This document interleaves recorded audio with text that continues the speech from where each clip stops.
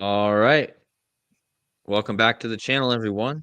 Thanks for tuning in today. I think I'm live. And once again, everyone in the chat, give me that thumbs up and let me know if you guys can hear me. And Derek's here with me, so let me know if you guys can hear him as well. What's going on, everyone? We are simulcasting this stream, so we are also live on Gematrinator 85. A lot to cover today. Yep, we definitely have a lot to cover. And, our channels between me, you, and Casey, we were talking about these plane crashes, as I mentioned in my video earlier today. We were kind of a bit ahead of the game here. Of course, I don't think we expected this type of, plane crash after plane crash, but we definitely expected something. So, and a big shout out to Casey. I don't know if he's in the chat yet, but Casey Jones Astrology, he was the one that originally brought the date of December 19th to my attention. And that was Trump's 326 Mercury birthday. And of course, Mercury is hugely connected to these incidents. Of course, the god of travelers, and yeah. But I think the first thing me and Derek want to talk about here is the huge riddle with the 2216, which Derek found initially today. Um, you must have been up. You must have been like the first one to catch this, Derek, because you already had your presentation done and out before I was even awake, really. Oh yeah, I was up till 3 in the morning to finish this post. Oh yeah. Because the plane crash thing, like you said, we pointed out a special alignment for December 19th and a plane crash. And indeed, we did get a plane crash on December 19th. And then that was followed up by one on Christmas, which was a huge part of all these riddles. And I thought that was going to be it. And then we got another major airline crash in South Korea with over 100 people killed. And when you look at the overall safety and how good the airline industries around the world have been with plane crashes over the last few years, for all of this to happen within a week is quite staggering. Yeah, and did you see that there was actually not only that there was a Korean one today, but there wasn't a huge crash, and I don't think anyone died, but there was a crash in Norway, and there was one in Canada, I believe. No, I But didn't see those. These are just they're yeah, everywhere though. yeah, these weren't big ones, but I mean they happened around the same time as this bigger one. But I think they probably have riddles and woven into them as well. But they weren't like the headline story. But it's just been a crazy month for plane crash, which is why I titled this the month of plane crash. So, and again, thanks for everyone for joining the stream. Please hit the like buttons if you're just getting in, and thank you to everyone in the chat. Hey Joseph Aquaviva, hey Smith W, how you doing? Hello Coffee Girl and Ziffern, Kathy Chauner, Birdie Bear. Nice to see you all today. So I guess we'll get started. Talk about this 2216 as Derek's got pulled up here. You can go ahead, Derek. Sure. So yesterday, flight 2216 crashed in South Korea. And it just so happens that 2216 is a number that I've discussed with slight regularity over the last few years, going back to 2022. This is a number connected to the planet Venus, as we will see. Now, my most recent work on the number 2216 is from a game that was played on September 11th last year. And of course, September 11th, the anniversary of the 4 plane crashes in 2001. So this number appears again, and it's synced to this football game, which finished 22-16. This was a game between the Jets and Bills on 9/11 of last year. And this game was pretty special in the annals of I almost said WWE. Well, Yeah. NFL history, same thing. But in this game, Aaron Rodgers tore his Achilles on the first drive for the Jets. And this was all a huge 9/11 riddle, as I covered at the time. In the description of my video, I have a couple links to related works connected to this number. Now, Rodgers playing for the Green Jets, having come from the Green Bay Packers. Green is the color of the heart chakra. And of course, the new Green Bay Packer quarterback is love, which equals 54. Jets also 54. And the planet of love is Venus, which also has the 54. Now, the reason I call this a Venus number is because of the book of Revelation. In Revelation 22, verse 16, it mentions the bright and morning star. Now, in astrology, the morning star is a nickname for Venus. Venus is also called the evening star, as depending on the time of its orbit, it may also appear in the sky after sunset. And when Aaron Rodgers was born, Venus was the evening star. We can actually see it a little bit over the horizon here in Aquarius. And when Aaron Rodgers was born, it was at maximum elongation from the sun, about 46, 47 degrees away from the sun. So Venus was as far from the sun as possible for Rodgers' birth. And this entire brown lunation number, which began on December 1st, is connected to planet Venus. This crash was on the last day of the current brown lunation number. So you'll see once we get to December 30th tomorrow, we get a new moon, number 1262. So this was the last day of lunation 1261, which is the Latin gematria of planet Venus, 1261. Planet Venus also sums to 888. And when you look at the registration tag for the airplane that crashed yesterday, we find it says HL 8088. There were also 175 passengers on board. This is a number connected to the magic square of Venus. If you add every row or column in the magic square, you get a sum of 175.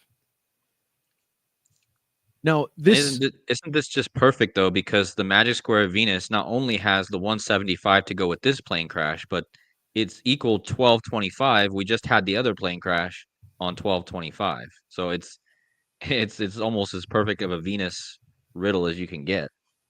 Yeah, that's perfect. Thanks for adding that in. And I want to look again at this 8088 because, Cody, you mentioned something earlier today regarding the number 2216. Back in the year 2000, in the wild card playoffs in the NFL, the Tennessee Titans won a game against the Buffalo Bills. And we just mentioned the Bills because that was the team that the Jets beat 22-16. Well, who do you think is playing each other right now as we're making this video, the day after the crash? TV. On German TV. I just got to make that point, guys. The German TV only shows about 1 or 2 games every Sunday. They don't show the whole package. And the German TV here decided to show the one NFL game right now to be the Bills and the Jets. And this is the team that when they last played on 9/11, that final score was 22-16, which is the flight that went down today. So, right. I mean, so what? it's perfect. I mean, these are the two teams playing right now. And back in 2000, the Bills lost 22-16 in the Music City Miracle game, one of the most famous plays in modern NFL history. And what blew me away about this when I first saw it is that the guy who scored the touchdown to win this game was Kevin Dyson. And when you look at how old Kevin Dyson was, on the date of the plane crash yesterday, he's got that same 8088 in his number, in his age. And again, 8088. That's the 4 digits on the serial number of this airplane. And as a reminder, even before we got our first plane crash, I made a video after this earthquake, and I put the Buffalo Bills logo on there because this earthquake was synced to the Buffalo Bills. Well, the following day, the very next day, we got an plane crash at the home of a Buffalo Bills player. So Hey, I just got to add something. Wasn't that the Vanuatu earthquake that just happened? it was. Okay, so I did find something, and it's not maybe not the biggest, but if you go back 16 days from today and you see what happened, there was actually a tsunami slash earthquake hitting Vanuatu. Very Because interesting. if you, yeah, if you just measure back, I think it's like, what is it? I can't remember the date now, but it's 16 days. December 6th or December 7th? December 5th was I think was the day. I thought it was what it was. Yeah, it could be the 5th, actually. Yeah, so December 5th, I think if you look, there was if you look what happened that day and you look it up, I think it's on Wikipedia.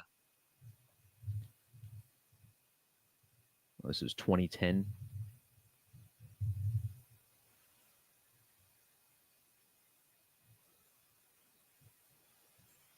Was it in Chile? Yeah, maybe it was. I don't know that because I just typed in Google. No, it wasn't. I just typed in Google December 5th, 20. Maybe I typed the wrong year though because I know whatever I was reading earlier. It said Vanuatu. I remember I forgot to even look more into that. That's why I should have looked more into it. But Okay. yeah, Well, it's we'll definitely come back to interesting. that. Yeah. What I want to look at too is more on this Venus riddle. So this airplane that crashed was the deadliest plane crash in South Korean history, the one that happened yesterday. And, well, actually, maybe they were wrong because Korean Air Flight 801 is the one that they were talking about. Yesterday's disaster was the worst in South Korea or by a South Korean operator since Korean Air Flight 801. And it blew me away because if you measure from this crash to yesterday's crash, you get exactly 10,008 days. And this was flight 801. So here we have an 81 and an 18. Well, look at the gematria of Venus. 81 ordinal, 18 reduction. Now, the planet Venus has matching gematria with Aaron Rodgers, the current Jets quarterback.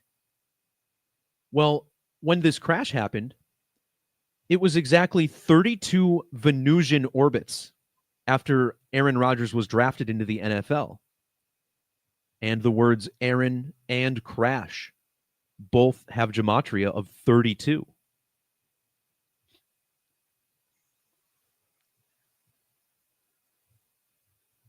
Now, this is also connected to the death of Greg Gumbel, who was a famous football sportscaster. He did play-by-play for 2 different Super Bowls, and the upcoming Super Bowl will be played in New Orleans, which is where Greg Gumbel was born. And I couldn't believe it, right? Because Aaron Rodgers, when you run his age for the plane crash today, he's exactly 41 years and 4 weeks old. And those are the same 3 digits in Greg Gumbel's age when he died just 2 days earlier, 4,104 weeks exactly. In fact, this South Korean airliner, Jeju Air, was founded 40 months and 14 days after the 9/11 attacks. And in my video yesterday, I mentioned how Greg Gumbel has a super match in gematria with the phrase plane crash. 97, 173, and 52. Of course, Greg Gumbel has the brother Bryant Gumbel and Kobe Bryant, dead in one of the most famous air disasters in recent memory. But back to this 97, because you found something really good on this too. So plane crash is 97, just like Greg Gumbel, and the CBS network just turned 97 years old. Well, with capital letters, both crash and Aaron equal 97. Aaron was born in Chico, California. Chico equals 97. And today's crash was 907 days after Aaron Rodgers revealed his new occultic arm tattoo. And this tattoo was revealed on the same day that the Georgia Guidestones were destroyed, July 6th of 2022, on George W. Bush's birthday. Skull and Crossbones, Brotherhood of Death, and Death all have this 97 gematria. Did you put in there that the plane crashed at 9:07? No, I didn't add that yet. Okay. Because that's crazy, you know. And I totally whiffed on the fact that Aaron Rodgers got his tattoo that day as well. So that means it's 907 days after his tattoo, which is crazy. Yeah, and here you have it on the Wikipedia page anyway. Between 903, which is a hilarious number connected to 9/11, but also 9:07 a.m. is what they were saying. And then you added that this was 907 weeks after something, right? Yeah, after the oh, now I'm blanking. What was it after?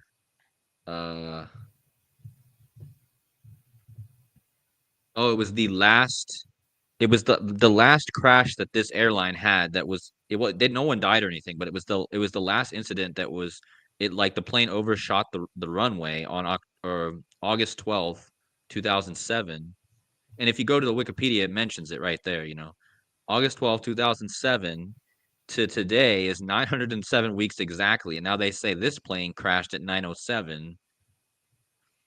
Yeah, And 907 days after Rodgers' tattoo. That's crazy. I mean, that just aligned perfectly. The two things that we found separately together put it like into complete perspective, and then they just happened to choose 9:07. Now they're saying 9:03. Earlier they were saying 9:07 only when I looked at it. So And also, dude, you mentioned this number yesterday to me with Greg Gumbel, right? uh-huh. 2022. So the reason this is a big number as well. So Greg Gumbel just passes away. And Greg Gumbel, the first Super Bowl he announced was in the year 2001, right before the 9/11 attacks. He also commentated on the Tuck Rule game, which led to the Patriots dynasty later that year. Well, on the date of the 9/11 attacks, Greg Gumbel was 20,220 days old, right? Well, 2022 is also the value of Skull and Bones, and Aaron Rodgers revealed his tattoo in 2022. Well, the verse Revelation 22:16, this one that we kind of opened the video up with, if you write out this Bible verse, it actually has gematria of 2022 when you include the Bible verse number. Revelation 22:16. Write this all out, and it sums to 2022. But there's more. The upcoming Super Bowl is in New Orleans. Super Bowl 59 equals 2022. And if you saw my video yesterday, we saw that Greg Gumbel died of cancer 44 days before the Super Bowl in his hometown. Cancer equals 44. And New Orleans, where the game is being hosted, they won Super Bowl 44. And in gematria, New Orleans and 44 both equal 144. So a lot of 2022 there as well. Also, New York in ordinal has that 222, which is, of course, also order out of chaos, 222.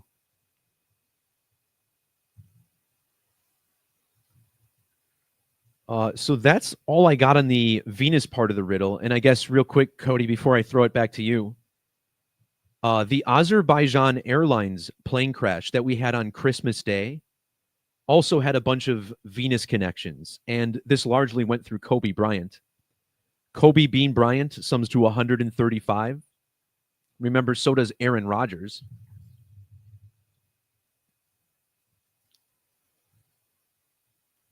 Well, this plane crash on Christmas, it was flight number 8243. And 8243 is the 1035th prime number. Well, Venus equals 1035. The plane crashed in Aktau, Kazakhstan, and Aktau has matching gematria with Venus. Venus equals 81. Kobe Bryant once scored 81 points in a game, matching his gematria. And this year, Christmas Day had numerology of 81, matching Christmas plane crash. And of course, like you said, 1225, the sum of the magic square of Venus. And that was the date of this crash, December 25th, 1225.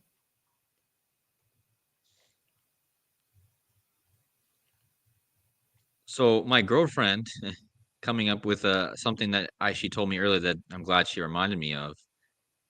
Look at this, Derek. This is also pretty crazy. So since she's from Germany, she went from the biggest German air crash, 509 weeks exactly to this week we're in is the 97th prime, man. Wow. Like, so the two plane crashes that we've had would have both been in the 509th week since that crash. I don't remember what. Oh, wait. Between Germany and Barcelona, March 24, 2015. That was what it was. And, 509 weeks. I mean, I just thought that was crazy because I think the first one would have been like right at the beginning of the 509 week.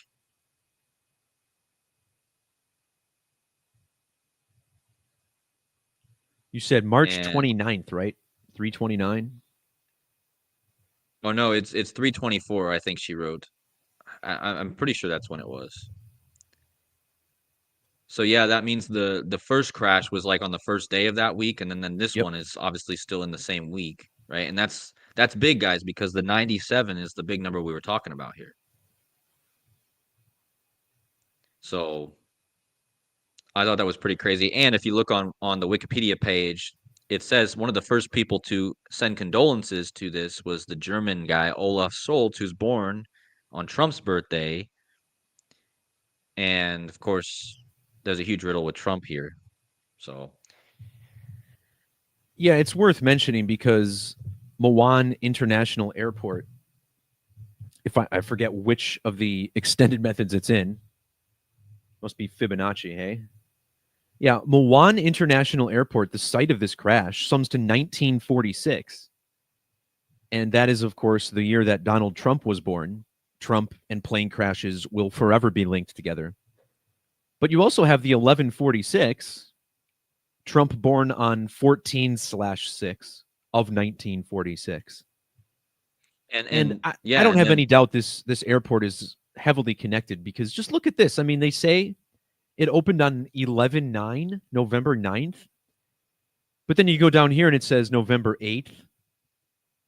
So you get the 9/11 riddle with this. But this November 8th is also important because it's 11/8 on the calendar. Milan International Airport equals 118. yeah, and to go with the 1946, they as I told you before we got on here, if you go to the Wikipedia, it just happens to add in the fact that the oldest person to die on the plane crash today was a guy born in 1946. Yeah, that's crazy. Look at this. The oldest on board was a man born in 1946, while the youngest was born in 2021. When have you ever seen the details for victims laid out like that? They always Yeah, put the ages, right? it's like they want you to know that detail for a specific reason, of course. Certainly seems that way. Yeah. So, I want to know who these two survivors were. What kind of cyborgs were riding at the back of that plane? yeah. They said there was a two flight attendants, but Wow. I don't know. I didn't look much into them yet, but I'm sure there's some. I don't know if they've given names for those people yet, but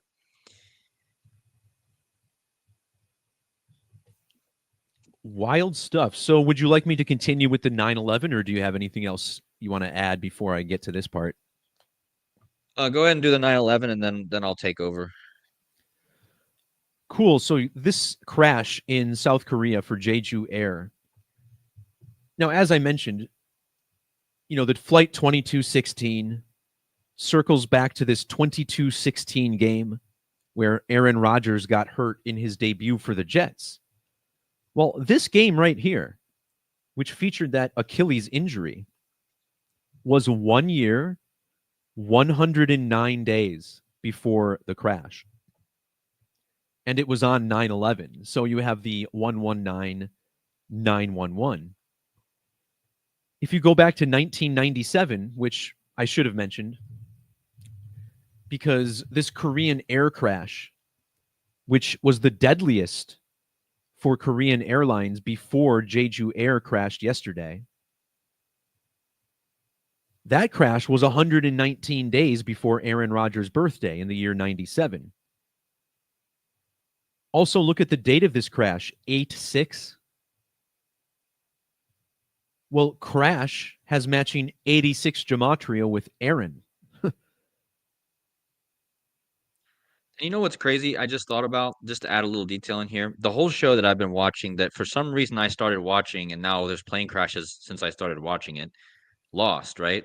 Mm-hmm. Well, the one baby that's born on the island in that show is named Aaron. No way. Yeah. So there's a huge connection with him. Aaron, he connects with Elvis too, because obviously Elvis's middle name was Aaron. And the whole show's really eerily connected to Elvis and 9/11. And now I'm thinking Aaron Rodgers because of the Aaron thing. But yeah, that's the baby born on the island in that show is Aaron. That just kind of came to me there. That's hilarious. This crash was also 15 weeks, 4 days after 9/11. And Aaron Rodgers, 15,004 days old. Big ritual sacrifice number, 154. The word crash does also have the 154. And I point this out because, we talked about the 86, which is another sacrifice number, slang for getting rid of someone. Well, ritual human sacrifice equals 9/11 in satanic, which is, I honestly think this is a big reason they like this number so much. There's a lot of reasons, but this one is always interesting. And when you measure from Aaron's draft date back to today's plane crash, you get 7,190 days. And these are the same 4 digits in the 911th prime number, 7109. But this 719 is important for another reason. 719 is the 128th prime number. And the plane crash was for a company named Jeju Air Co. Limited. And when you write that company out, it equals 128. You know what's crazy too? Didn't we have that crowd strike thing that caused the planes to go down on 7/19 this year? I think so. Yeah, that's right. Because it was right next to the anniversary of the moon landing. Right. And Yeah. And so that crowd strike, they've been saying this was from a bird strike, and we had crowd strike. Now there's a whole nother yeah, riddle. and their logo kind of looks like the eagle. Oh yeah. So this is a whole riddle I didn't even catch on to till just now. Wow. Yeah, that's a great thought. Okay. So this is big, guys. Right on live, we had an epiphany here. Crowd strike happened on 7/19, the 128th prime. And then the last game actually that was 2216 happened this month on 128, which was the 1 year anniversary of Leave the World Behind, which was about a cyber thing that where planes go down and leave the world behind. And yeah, man. And don't forget, today's date numerology when this happened was 85. That's the gematria of blackout. This is a big number I've been talking about with blackouts, cyber attacks, CrowdStrike. But yeah, that's it right there. The last game this year was 2216. Yeah, so just earlier this month, we get another 22-16 NFL game. And it was played on December 8th, 12/8. which is the number connected to Jeju Air. And then the Bills and Jets, right? We mentioned how they are currently playing as we're making this video. Well, this game is the 128th all-time meeting between the Bills and the Jets. And Aaron Rodgers used to wear number 12. Now he wears number 8. And his old team, the Packers, they play the Vikings today. And the Packers and Vikings enter today, having played a total of 128 times. Yeah. So it's all crazy because you look at Brotherhood is another 128. And Aaron Rodgers revealed that tattoo on the date of the Guidestones bombing. And of course, the Georgia Guidestones I've documented a lot, how that's a massive skull and bones riddle. And no doubt Rodgers connected to that code as well. And as I've mentioned to you many times, Aaron Rodgers and Bray Wyatt hugely connected. Their gematria with the 135. And where Bray Wyatt gave his last big speech about the baptism in the dark. It was in Green Bay. And, the pitch black match that I always talk about, the pitch black match that Bray Wyatt was in, which was his final match, was on 128. And this 128 code, hugely I think the word power grid equals 128. And you know what? Also, bring up all the ciphers in Power Grid, because there's another number that I saw Power Grid had today that actually fits in with this riddle. I can't remember what number it even was. 972 is interesting, but I actually had that in my post. Yeah, I don't remember what that number was. That maybe it was in another cipher even. Because there was the one I was going to even write you about.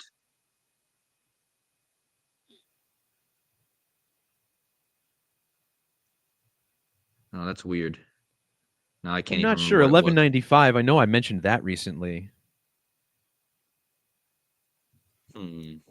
Yeah, I'll have to see if that comes back to me. But sure. And I just wanted to finish this off with the fact that Aaron Rodgers has the 911 code embedded within him. You look at his birth numerology, and it's 116, which is the upside down 911. He used to play for the Packers, which equals 116. The plane crash was 116 days before the anniversary of his draft. And when he was drafted, he was 1,116 weeks old. When Rodgers got traded to the Jets last year, it was on the 116th day of the year. And that trade to the Jets was 6,666 days after the establishment of Jeju Air back in 2005. And 2005, that's the same year that Aaron Rodgers got drafted. And look at the gematria of Jeju. 666 with square numbers. New York equals 666. New York, 66. New York Jets, 60. And if you look at the New York Jets and dig into their franchise history, we find out that today against the Bills, this is their 999th game in franchise history. That's interesting. To add to that, Barack Obama, when he was returning to the White House in 2022 on April 5th, I believe, and big shout out to Casey Jones Astrology for this one. He was 22160 days old, 2216. And from that day till today is 999 days. Oh, excellent. That's perfect. So I did a post on this, and Bobby was the one who turned me onto this as well. So in 2022, remember Revelation 22:16 sums to 2022. Barack Obama visited Joe Biden at the White House, and Obama was 22,160 days old. And, you get the 216 in there. Obama was born on the 216th day of the year. But this visit to the White House was just 1 week after the famous Will Smith slap at the Oscars of Chris Rock. And when Will Smith slapped Chris Rock, he was the 2216th prime number of days old. And there was a big Venus connection there as well, because Will Smith had just played the father of Venus Williams in the film. Was it King Richard or Poor Richard or Yeah, something? King Richard. Yeah, Yeah, so that was the big 2216 riddle from 2022, and you're saying from April 5th of that date to this plane crash, look at that, 999 days. Amazing. and that just goes perfectly with what you were just showing too. I mean, just wow. Yeah, it's incredible. A couple more things about Jeju Air, because this company was clearly founded in relation to 9/11. The company was formed exactly 1,660 weeks after the Twin Towers opened. And 166 is the ordinal gematria of Twin Towers. Now, when Aaron Rodgers tore his Achilles for the Jets, Jeju Air was exactly 972 weeks old. And this is actually a number I mentioned in my video yesterday, because the number 44 equals 972. And the World Trade Center opened on 44, April 4th, in the year 1973. And it was then destroyed during Brown Lunation, 973. And when you write out 973, it equals 1973, which is just one off of 972, right? So this is deep stuff, but to me, it's a perfect exhibit of how calculated these alignments are. Jeju Air's founding was also 910 weeks in one day before Aaron Rodgers' arm tattoo was revealed for another 9/11. Lastly, the last thing I have in my post here, there's a tower riddle. Of course, the card of the tarot, the tower, a little bit too reminiscent of the 9/11 attacks. And the tower has this special 1248 gematria. Now, this brings us actually back to the Music City Miracle, Cody. Check this out, right? So the man who threw the pass in the Music City Miracle was Frank Wycheck. Well, Frank Wycheck died last year at the age of only 52. And he died on December 9th of 2023. So bear with me real quickly, because right around that same time, December 9th of 2023, Barack Obama visited an elementary school and read to school children, which is what George Bush was doing during 9/11.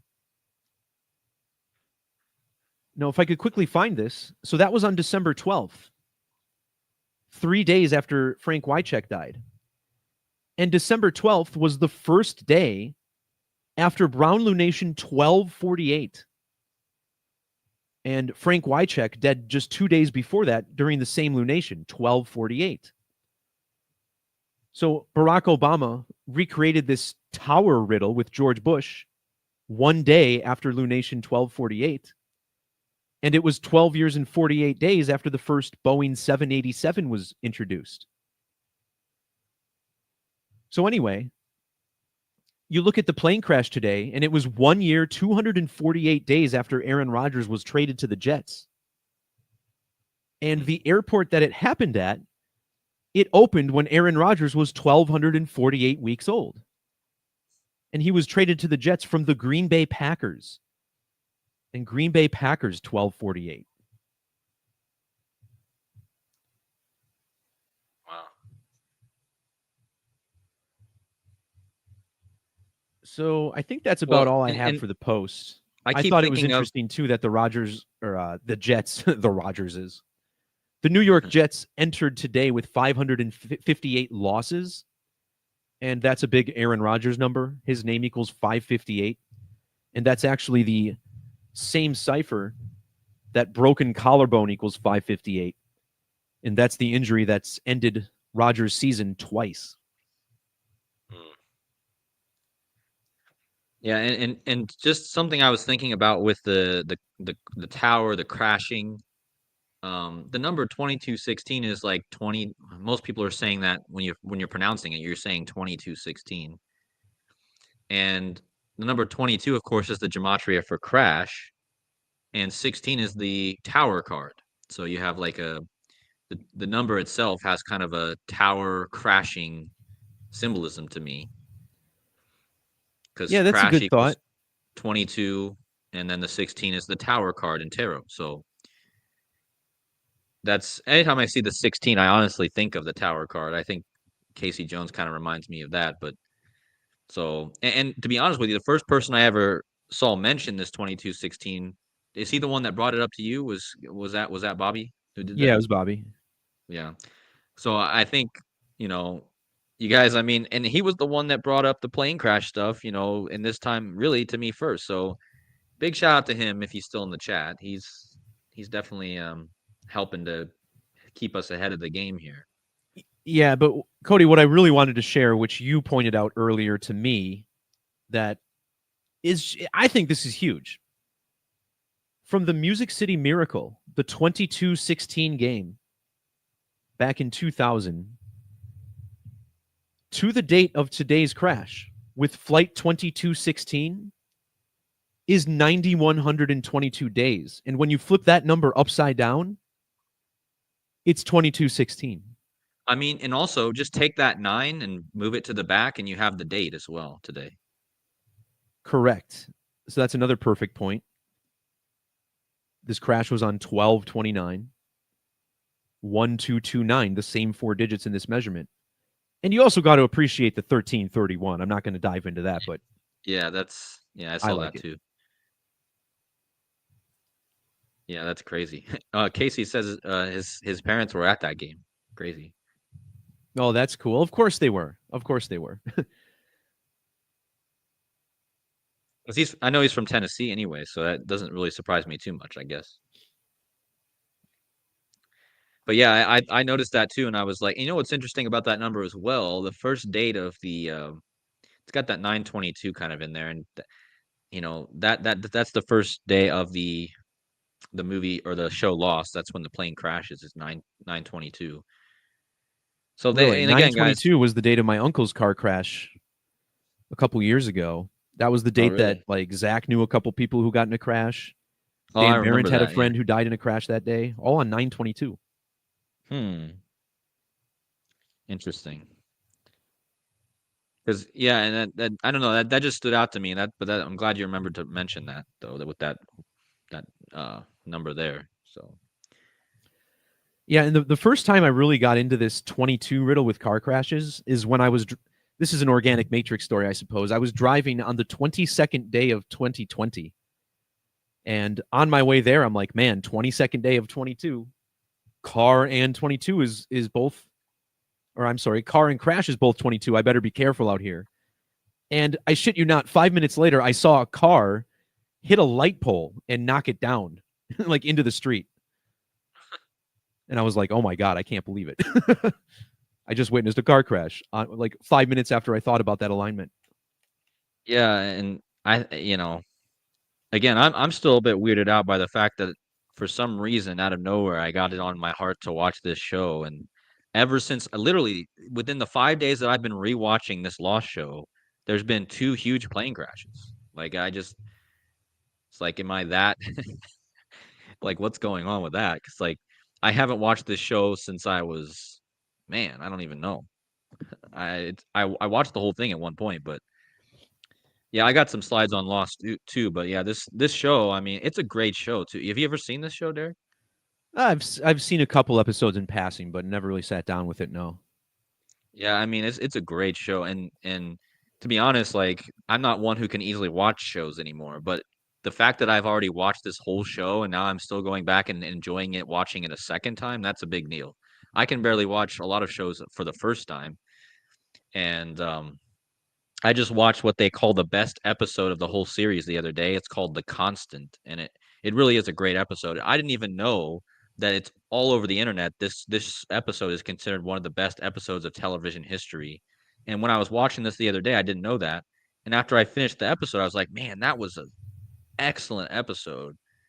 And then I go online and I find that this episode is like the this episode is like the rated the top episode of TV history even. So Hmm. it was exactly 7,400 days after the episode released to the Christmas crash, and that's of course Jesus 74. Well, yeah, and then we also Jeju Air is 74, Mm-hmm. and that was the next plane crash. And this plane crash, I want to say I saw 47 years and 74 days or something. Let me figure this out. Because this was the measurement. That must have been something else. Scratch that, Cody. I think I remember seeing that measurement too that you were just mentioning, but I don't remember what it was either. So Yeah, I know I just looked at it and I was like, damn, 4774. I got to put that in there. And then I completely forgot what it was.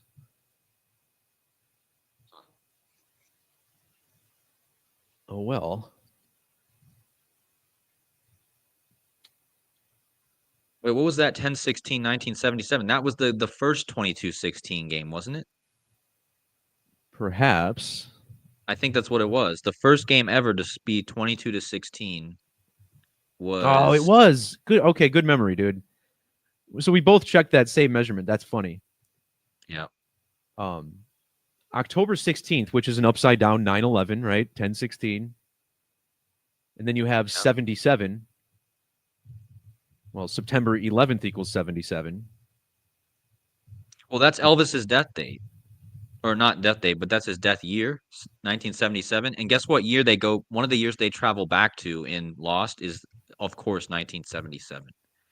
And again, the other 22-16 game was actually on Elvis's birthday, the one you mentioned earlier, the Music City Miracle. It was on Elvis's birthday. And I just did a Wow. video yesterday about how the Beastquake was on Elvis's birthday. And that is that's another big thing too, is that's Kim Jong Un's birthday, and that could have a tie in here too, considering Kim Jong Un is the arch enemy of this country we're talking about right now. Right. And we've been talking about this country a lot. Right. I'm just wondering if this is all kind of a foreshadowing for some sort of an attack from North Korea on South Korea. Is that the next war thing to fall? I don't Because know. they've been teasing the North Korea attack for many years. I'm just wondering if they actually pull it through here. Well, yeah. And this is as tumultuous and vulnerable as South Korea is going to be for a long time, I think, with them switching Right. presidents in and out like crazy. Right. So that could be. I mean, we just got Squid Game season 2 from South Korea 1 week after Beast Games was released on Amazon Prime. And we haven't even talked about Squid Games yet, but I got some slides on that. So, Well, yeah, maybe we should do another stream on that because I talked about Beast Games in my last super stream, but there were absolutely some things that I did not cover as well. And this is all pointing to the big Trump alignment. 47th president, 666 weeks after the moon landing. And we get this guy, Mr. Beast, whose name equals 666. The new South Korean president had a double 666, which you almost never see. yeah. So more to unpack there, but yeah, the crash and Aaron also 49 and 22. Yesterday's crash on 49 and 22 numerology. The first death toll they reported, I think, was 85. They had that up for like a couple hours. And it was on That a was probably 80, why I was sleeping. right. It was like for the first couple hours after the crash, it was 85 dead. And this was on 85 numerology, Korea's 85. A big one too that tied into what you shared in your last video is that the date of the crash 12/29, this is also a prime number.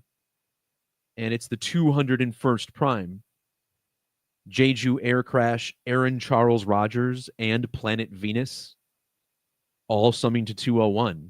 And as we explored, this is absolutely connected to Aaron Rodgers and planet Venus. So it couldn't get more clear. And I'm sure there's more Jesuit syncs to unpack, but I think this was best explored through the numerology of Rodgers. Mm-hmm.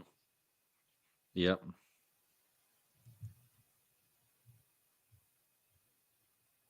Okay. I mean, I can go ahead and start mine now. Is there anything else you want to share? No, I'm all set.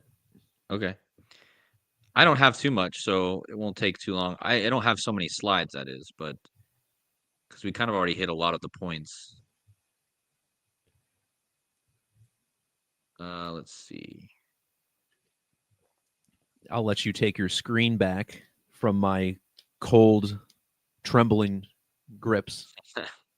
No, you're much faster at navigating the screen than I am too, so I always appreciate letting you take the reins too. So all right, but you guys can see my screen now, right? Yep. All right. So yeah, and just to go through this again, just to make the point with the 22-16 again, there was a Christmas 22-16 game also, the Colts and the Cardinals.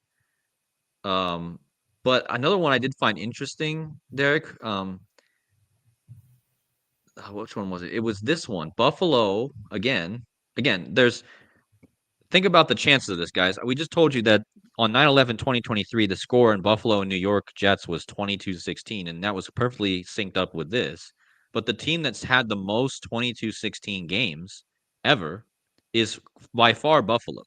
They've had one, two, actually three in a row. Look at this, Derek. Three in That's a row. crazy. Buffalo, what are the odds of that? Considering that the score 22-16 is super hard to get, right? Obviously it is because there's only been 21 in the entire NFL history out of thousands of games. Well, yeah, And once you see one team there, the odds of them being in the next two are 1 in 256. yeah, so you got one in 1997, and then the next 22-16 game was the Buffalo Bills again, the Music City Miracle we just talked about, and then the next one was the Buffalo Bills again. And I think there was actually a pretty significant thing I found with this one, the Bengals and the Bills. And this makes me think of Damar Hamlin. Remember what the two teams were playing when Damar Hamlin collapsed? It was the Bills and Bills and the Bengals. Bengals. And they had a 22-16 game in 2003. And so they had three in a row, the Bills did. And then it was a while until they had another one, but they had another one on the last day of the year of 2017. And that actually comes out to be, I think, the last day of the year of 2017 to today, I believe is 300 and if I'm mistaken, hold on, let me just find it. 1229. Holy moly, what did I do? Oh. Yeah, 365 weeks exactly from that last 22-16 game or that one. And that just stands out because 365 is, well, that's a whole year. That's like almost like a completion number to me. Yeah. And also tomorrow would be the 365 day of the year, right? So might be something there. And so that's from that game. And let me just check real fast the other one real fast because I thought there was something significant. That was on January 5th, the Bengals and the Bills. Or no, October 5th, 2003 was that game.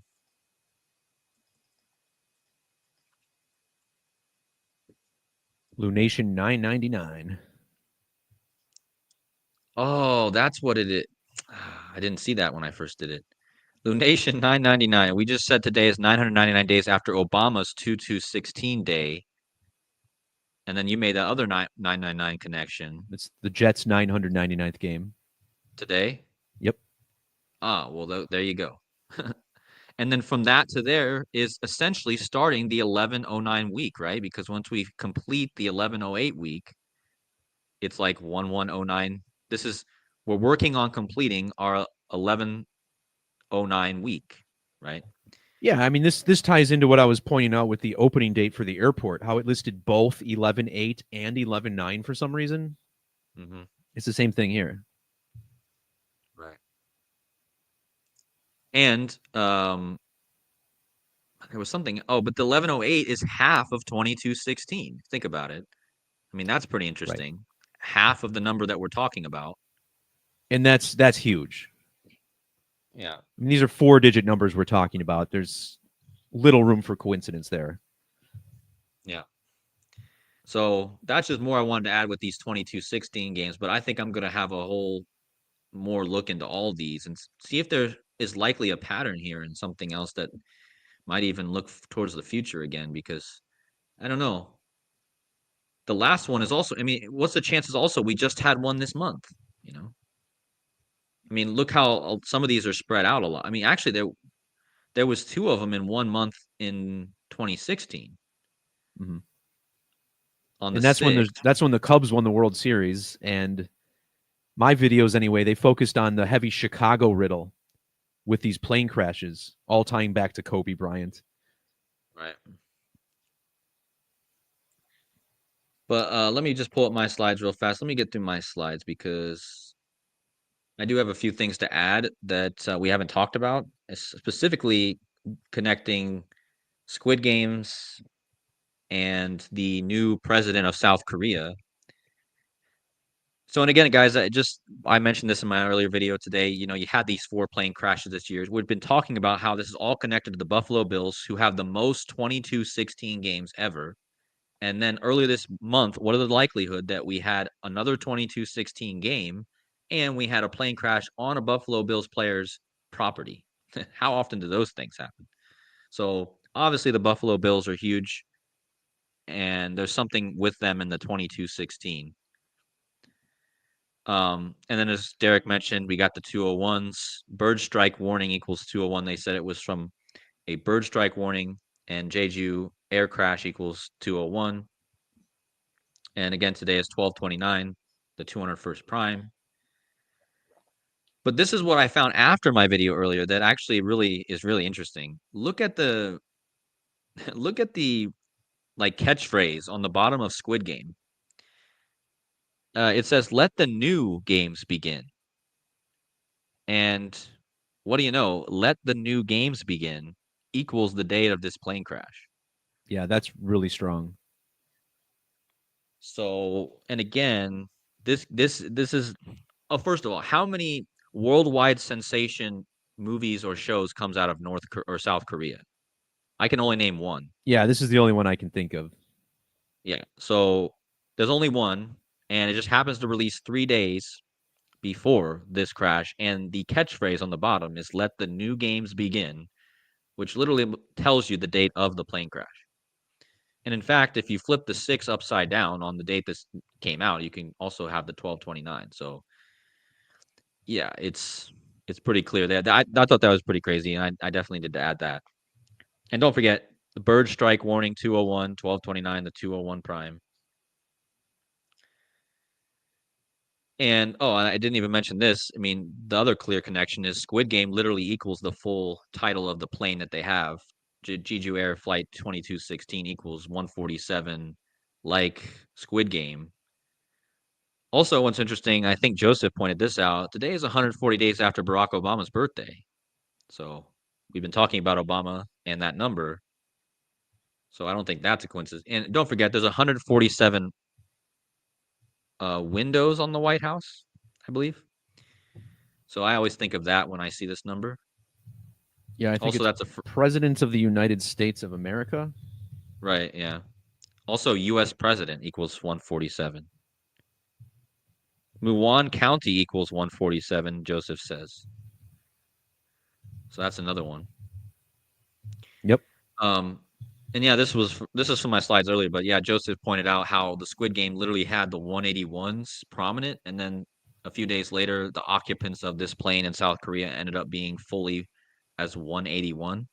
And then there you go again. That's a huge number with Obama. So big shout out to Joseph with all his Obama connections. Oh, and there's the slide that we already showed, but I kind of laid it out. You know, it shows from the last incident to today, 907 weeks. Crash occurred at supposedly 907. Plane crash equals 97. But here's one we haven't talked about yet. The new president of South Korea who just literally took office one day after Squid Games came out and 2 days before the plane crash happened. His name literally equals bird strike, which is the reason for the crash, apparently, and it equals the airline. Um, so yeah, and this is also, I think, Freemasons. I think Freemasons and bird strike is like a near perfect match, something like that. But yeah, what's the chances, guys? The new president just takes office. His name equals the bird strike, which is what took the plane down, and equals the airline even. And if you go from the airplane crash today to his next birthday, it's 22 weeks 6 days, and that just happens to be the gematria that airplane crash and the flight share. And I've talked about this number a lot because Kamala Harris got 226 votes, which I immediately when I saw that Kamala got 226 votes, the first thing that came to mind was the word airplane crash because I've seen that, and I thought that that might actually manifest something with that number, and I think that's what's been happening. So It's an interesting connection, especially with the World Trade Center, because when I see the 226, the first thing I always think of is the bombing in 93 on February 26th. yeah, that too. Yeah, yeah, I think that's another good point to go with that because and just think about it, she lost with the 226 votes, and now you're getting this plane crash, kind of the loser, um, and all this South Korea stuff that's been happening too. After this, and we just again the WWE just did a riddle with this as well. The South Korean um, Mia Yim just lost to the Canadian, and Mia Yim was Korean, and she just lost, and now her country, this whole month, her country's been losing, South Korea. So, well, it's not. She's born in the United States, but her mom is from Korea. So, and here, guys, I've been talking about the Lost, and I did mention in my earlier video that this airline, Jeju Air, it actually does do the Oceania area, which is literally the name of the plane in Lost is Oceanic Flight 815. But what I did find interesting, which Derek, we kind of covered this a bit, but if you go from the actual first episode of Lost and the date of the crash in the show is actually the same date. It's 7403 days to today, and that the divisors of 7403 just happened to be 8088, which is the registration number of the plane that crashed today. So that's interesting too, because how many numbers have a sum of divisors of that 8088? And how many planes have that registration number? And and this one I laid out. Well, Derek already laid out, but I also laid it out. It's from the last 22-16 game on 9/11 with the same two teams playing. I wonder what the score is now on that game. But yeah, that was all perfect. And then the Greg Gumbel thing we covered. Greg Gumbel equals plane crash. He just died. They said there was 173 South Koreans on the plane, and Greg Gumbel just died a few days ago, and both have that 173. What was I swear there was another big thing I wanted to mention. I didn't put it in here. I guess the big thing I wanted to mention was this 1229 that I found on this Squid Game thing. Um, and then another thing with the Lost show. Um, is it another coincidence that this show features very prominently two a Korean couple in the show. Their names Sun and Jin. And again, I thought that first that they were actually Japanese, but a few days ago I realized they were Korean, and then we get this Korean story, and now it seems to go perfect. Because guess what episode? And you know what this actually goes perfect with this Venus love riddle because these two are like the lovebirds in the show, the ones that are their love is kind of on the rocks in the beginning of the show, but they end up becoming madly in love, and their love ends up being strong by the end. And her name is Sun, the woman, and of course Sun Sun equals 54 like love, and and then Venus equals 54. And the episode, what I found interesting was the episode that these two died. They actually died at the same time in the episode, and it's actually very sad because they drown and their hands float apart. So it's like they build their love up the whole show, and then the way they die, they float away, and it shows their hands drifting away. So they made it as heartbreaking as possible, is what you're saying. Right. Yeah. So to pull on your heart, your heart chakra, right? Yeah. And and guess what season the episode is that they die in? Let me see if it's here. I think this is actually kind of interesting to go with they die in the episode that's called The Candidate. And what's going on in South Korea right now? They're fighting over how many candidates have been flipped in and out of the office recently. Yeah, for So those these who don't know, there's been 2 different presidential impeachments. So there's been 3 different South Korean presidents this month. Right. 3 different candidates essentially, right? Like you have to be a candidate and then they pick you and then Trump he was just a candidate. And guess what episode this is? It's episode 6 or season 6, episode 14 Nice. that And they it die was in, May 4th, the 5-4. right? That goes perfectly with the love, the sun, the 54. And yeah, it shows here right here their hands holding on together and then they drown. So yeah, Kind of reminds it's me of the yin yang symbolism in the Korean flag too, right. It does. Yeah.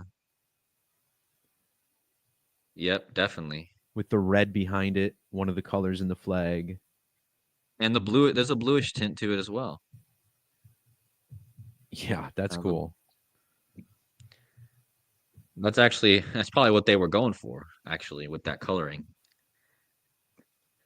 But yeah, I mean, this show I need to do way more looking into overall. But I mean, there's so much to it though. You can see they have like I don't know how they do this stuff, but they literally create these characters and give them a whole life story and like they have more written about some of these life stories than I could write about my own life. So like it's just pretty crazy trying to go through this show and put all the pieces together. But from what I've seen so far, this show is super coded and I have no idea. I just kind of feel like it's my destiny to be doing this right now with the show. So I'm just going to keep following what I feel led to do here. But yeah, Well, yeah, that's all you can do. When you brought this up to me at first, my gut told me, well, that show is probably a riddle for MH370. I never really right. thought of it much beyond that in regards to other plane crashes. But what we're looking at here, I think, is more than enough to suggest that they are still attributing this show. Yeah, well, and don't forget, this is one of the most popular shows and most highly regarded shows of all time. True. So, and it's about a plane crash. So, I feel like this show is definitely coded, and like I said, I've been looking for clues as to why it might be, and yeah, I think especially this Korean thing just happening, and then me getting the epiphany that these Koreans died, or there's 2 Koreans in this show. So, um, and this is the lady, and what I find interesting, she's born November 7th. What Wasn't was it it the that I found? 117th episode Yeah, that she she died dies in the in? 117th episode. Yeah, but if you go from her birthday to the crash today, it's either it's 52, which there was actually a lot of 52s with this. Let's see if I can remember. I think Plane crash is 52, with the S right, exception. right. Oh yeah, it was the new president's name is 52, Bird Strike 52, and the airline 52, and Greg Gumbel 52, and the husband of this woman in the show is played by Daniel Day Kim. So her husband, actor who plays her husband in the show, actually has that 52. And again, this happened 52 days after her birthday. And yeah, I mean, the 54 riddle was almost there, but the 53 is also the 16th, prime, which could go with the 16 stuff. But yeah, I think there's something there. And then, oh no, and that's what I forgot to mention. She's born on the day leaving 54 days in the year. And her Oh, date nice. numerology this year was 62, like airplane crash. This is a number I shown in my last decode. And look what day she's born on, 312. And this was the number I just talked about. Her birthday this year, at least, is on the 312th day of the year. And this is how many votes Trump just got. And the name Azerbaijan Airlines or whatever equals 312. And I already showed in my last decode that the amount of days between the first and last episode of this show is the 312 prime. So a huge 312 riddle there too, and the 54. And then the other guy, Daniel Day Kim, who plays the other, he's actually American, but he's obviously Korean heritage. He's born on Obama's birthday. So I feel like, let me see how many days. Oh, yeah, and today was 147 days after, which is the gematria of the 147s I showed. Squid Game, the flight. I thought the flight equaled. I don't know why it's not coming up. Oh, it's probably because I changed the number counting, but Yeah. yeah. So yeah, I thought that was all interesting, and I'm looking to look more into it, but definitely something there with these two actors and this plane today. Yeah, it's Man, but there was fascinating stuff, and something to keep in mind for the future for, plane crashes down the road is that this Lost show definitely has some riddles in it. And it seems like it's multi-layered, right? You're going to have connections to this plane crash in Korea. We're probably going to see things connected to other characters if we haven't already. yeah, Probably something we've been missing. and the thing about this show is it has a really deep spiritual meaning because the island that they end up on, it has like a heart in the center of it, and what they call it is the light in the center of the island, and that's what keeps the island going, right? And but the evil guy, the man in black is what they call him. He's trying to put out the light. And it's very deep spiritually based off of what I've studied about some certain aspects, which I won't get into here, but spiritually it's very deep. And yeah, it just has a very good plot, and it really does draw you in as a show. Like, again, I'm not easy to draw in as a show, but shows don't draw me in easily. But I think, yeah, it's well worth the watch if you have time to give. But and then one last thing I think I wanted to mention was this CrowdStrike thing, because we kind of touched on it, but this is something I might look into more going forward. I mean, they have the bird, and they're saying it was a bird strike that took this plane down today. And let me just do a quick date measurement from the day of that to today.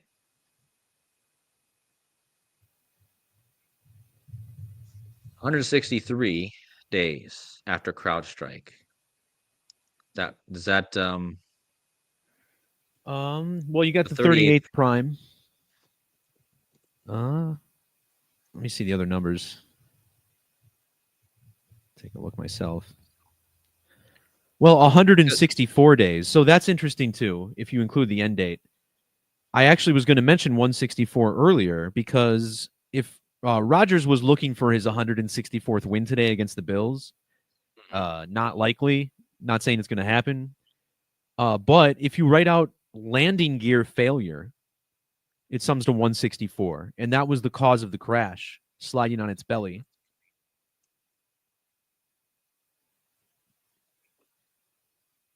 So landing gear failure, the 322. That's, I got to do a Skull and Bones post yet, but if you look at standard gematria, this same phrase is 695, and Aaron Charles Rodgers also equals 695, I believe, also in standard.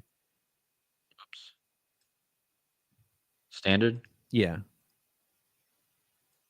Yeah. So if you write out Aaron Charles Rodgers, it's also 695 in that same method. So I feel like the phrase of that, or the gematria of that phrase, might really be significant. Okay, so it's probably Latin then. Yeah. Yeah, But so what 695. yeah, I mean, what a loaded name for this event. Yeah. Look, he has the 312, man. Yeah, so remember Charles Rodgers used to be the owner of the Bears when he played for the Packers, and Yeah, Chicago, Illinois equals 312 and has the 312 area code. right. So that's another big connection with him and Kobe because Kobe's got the 312 as well. And the first game that was 22-16 in NFL history was in I think it was Chicago Bears, and I saw that earlier. Chicago Bears and Vikings, yeah. Wow. Amazing. And yeah, but that's interesting with the CrowdStrike thing. Man, I remember during that time too. There was a time during this year where that 164 was coming up a lot, and I think it was in that time period. What about wasn't Steve Mensch 164 the guy who died in the plane crash on December 6th? Yeah, Steve Mensch. So there's that. But I just feel like there has to be something here with this CrowdStrike. I thought, Well, to be honest with you, for some reason my memory, maybe my mind's just wanting to find a 164 here, but I just feel like there was a 164 with this at one point when I was looking into it.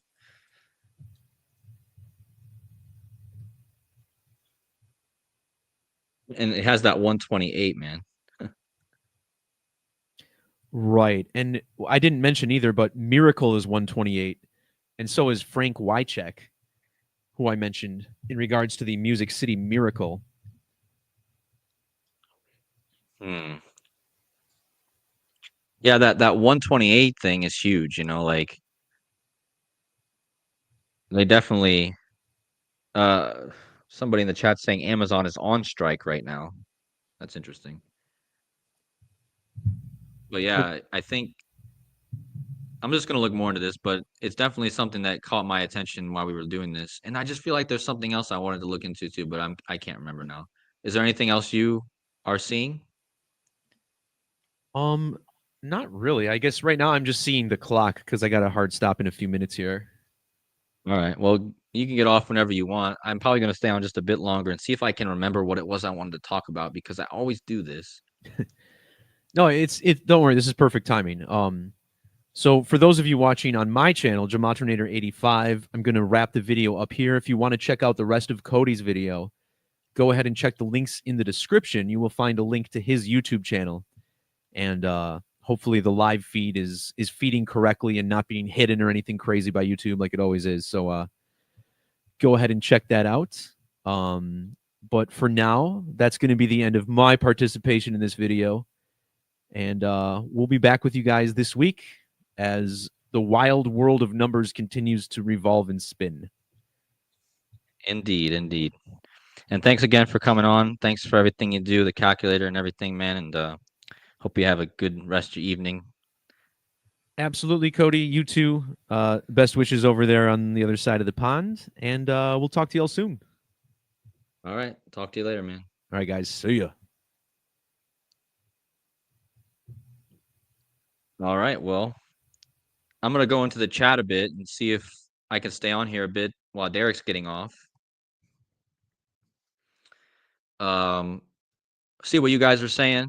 I've now got my eyes on the chat for those of you still in the chat. And um thank you guys all so much for hitting the like buttons. Please hit those like buttons. We got 106 likes. Let's see if we can get to 120 before the stream's over. And again, guys, we've been talking about these plane crashes all month, and hopefully this decode just kind of put everything together and just showed how it was all connected, how the plane crashes happened. And yeah, I mean, I think we'll see if there's any more of these, but if there is, I'm sure we'll be right on top of it. And let's see. Yeah, thanks to Gematinator for being on. We appreciate you. Casey Jones says the Titans and the Jaguars right now, both teams are 3-12. Are they playing today? Because I think one of those games was Titans and Jaguars. Or maybe not.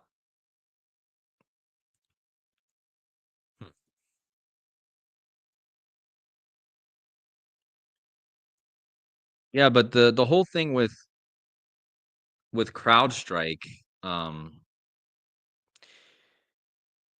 I've been talking about the blackouts, the cyber attacks. Are they foreshadowing this? Remember, in Leave the World Behind, they have the planes crashing right around the cyber attacks happening. And we've already talked a lot about the 128 code today. Hey, my buddy Sean's in the chat. Widow's son. Guys, make sure you go watch his channel. And glad to see you in the chat, brother. And he's saying that Kamala was 60 years, 66 days old on Christmas. Yeah, I think I saw that, but I forgot completely about that. But that's actually, that reminds me. So actually, what Widow's son brought up to me earlier,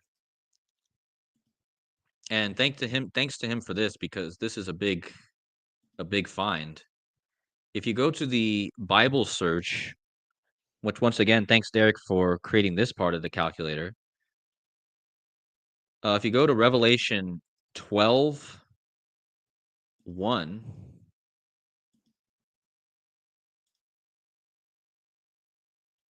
so look at how Revelation 12:1 sums to 12:62, right? So the whole verse, and this verse is, and there appeared a great wonder in heaven, a woman clothed with the sun and the moon under her feet, and upon her head a crown of stars. So this is about the woman clothed with the sun, and this verse sums to 12:62. Okay, 12:62, remember that. So what is important about this number? Well, tomorrow will be the first day of the moon in lunation 12:62. This is the gematria of the verse Revelation 12:1. 12:62. Tomorrow is lunation 12:62. Now, Kamala Harris, I'm not saying she's the woman clothed with the sun, but she's been the woman that's involved in this year's race. And I'm not saying she's going to become president now, because it's very unlikely. But look at how old she'll be tomorrow. Kamala Harris will turn 3,141 weeks old tomorrow, on the first day of 12:62, which is the woman clothed with the sun verse, right? Now, what are the first 5 digits? Now, remember, the Pope is opening 5 sacred portals from Christmas Eve until the 5th of January. What are the first 5 digits of pi? The first 5 digits are 31415. So isn't it interesting, guys, that the 5th digit of pi is 5, right? The 5th digit is 5. The first 5 digits are 31415. Well, how old will Kamala be on the 5th day of the year? Kamala will be the first 5 digits of pi, 31415. So think about this. The 5th digit of pi is 5. Kamala will be 31415, the first 5 digits of pi, on the 5th day of the year. And this is the day that the Pope will be opening his 5th and final portal. Remember, he's opening up 5 portals for the first time ever. Normally, it's only 4 portals. But this year, it's opening up 5 portals, and the last portal is on the 5th.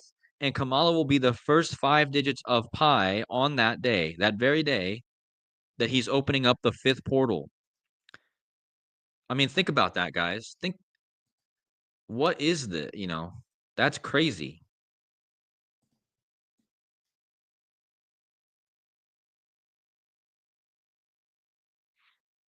Yeah, I mean, the whole thing with Kamala being president, it didn't happen, but she's being used as some sort of other symbol, right?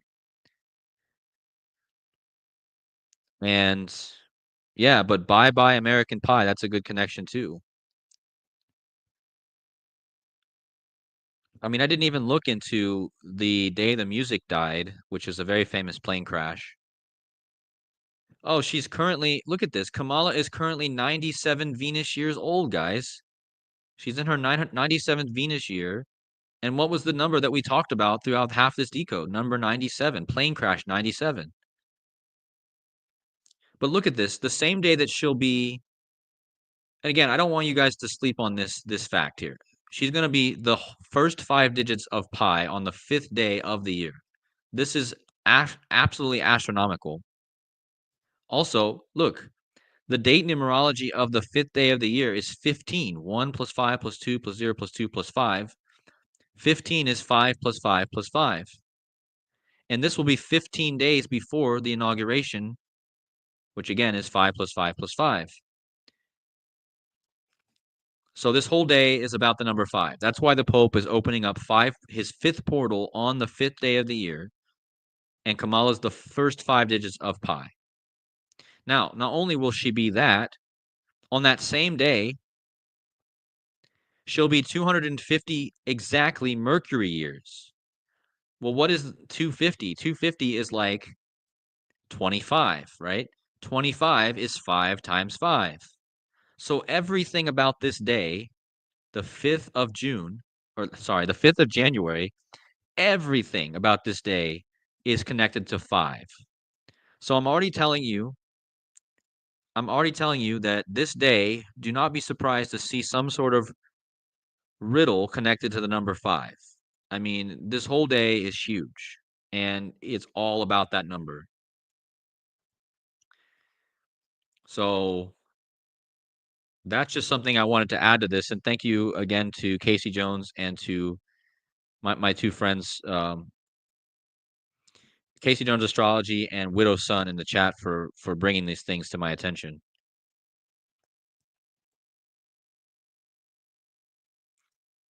But yeah, and again, this coincides with the lunation 1262, which is the gematria about the woman clothed with the sun. And what does woman clothed with the sun equal in gematria, guys?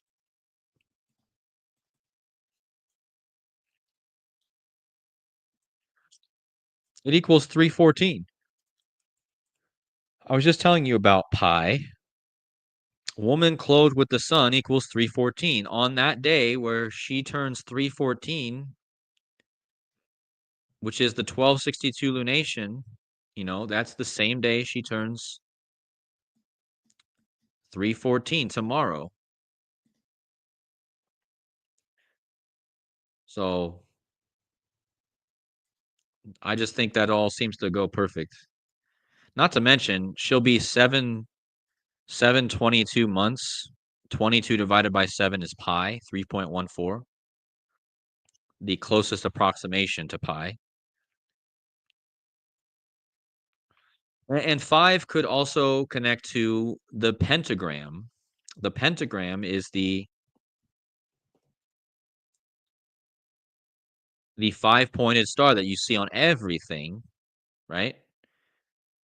So there's something up here with the pentagram and January 5th. And the pentagram is a symbol of Sirius. It's also a symbol of the Venus rose, because the Venus rose makes a five-fold pentagram.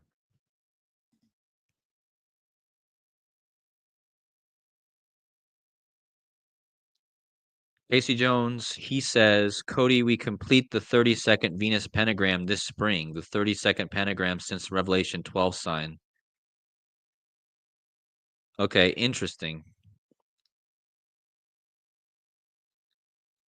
Yeah, that's in March. Okay.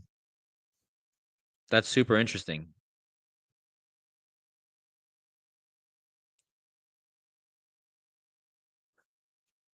Yeah, I think we need to look.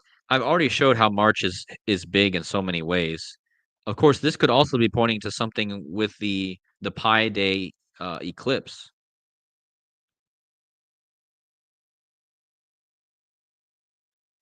Okay, so somebody in the chat saying the crowd strike, like the Christmas market. Yeah, the Christmas market in Germany was a crowd strike, and normally the market would have ended today on 12/29.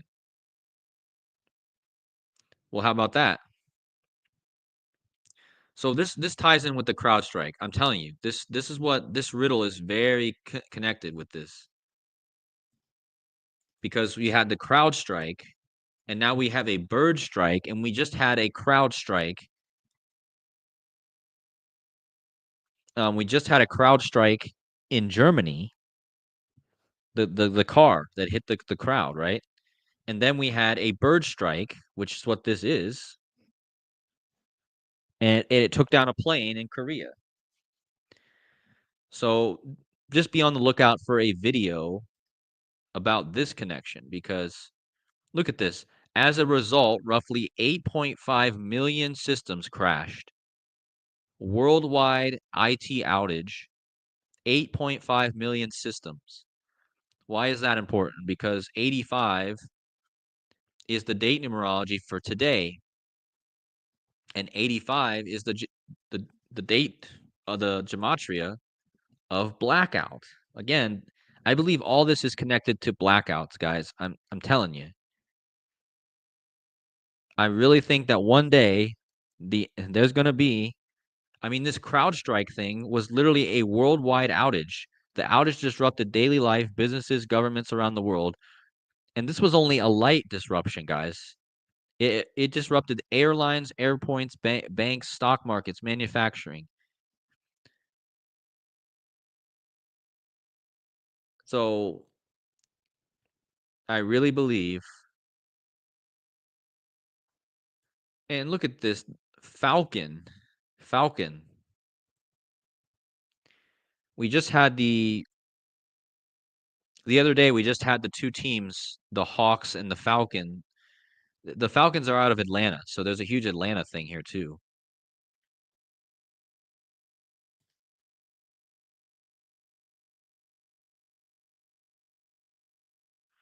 Yeah, someone says the CrowdStrike was a blue screen. Yeah.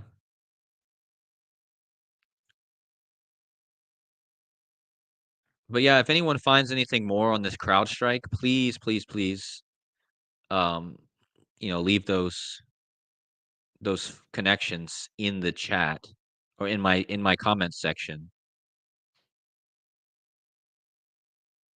And they're saying this was not a result of a cyber attack, right? But we know how they do their things, right? And this is in airports, right? The blue screen in airports.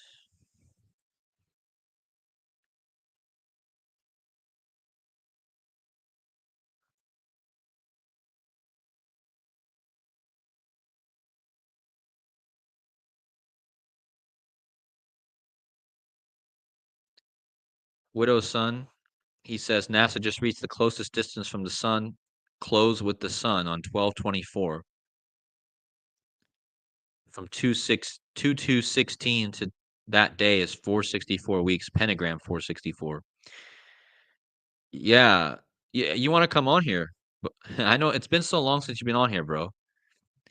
I think you could definitely add some things, but if you don't, you don't have to. I'm just saying. Um, but yeah, NASA. So I tried to use your technique actually. I went to the date 2216 and I measured to today, and I didn't catch that, but that's a good catch.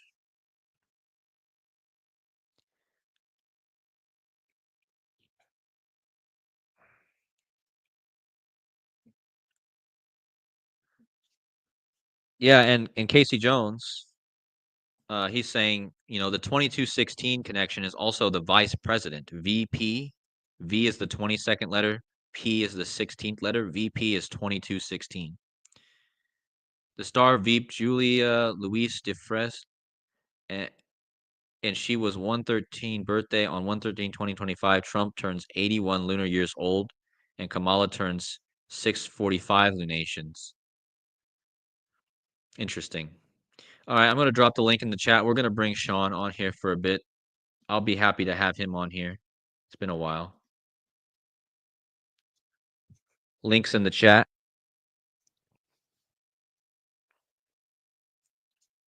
Because if you guys remember, Sean was always on my stream earlier this year with the Venus stuff. We were talking a lot about the Venus, the woman clothed with the sun.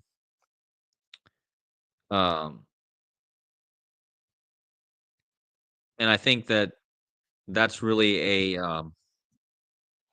it's really a huge riddle here right now.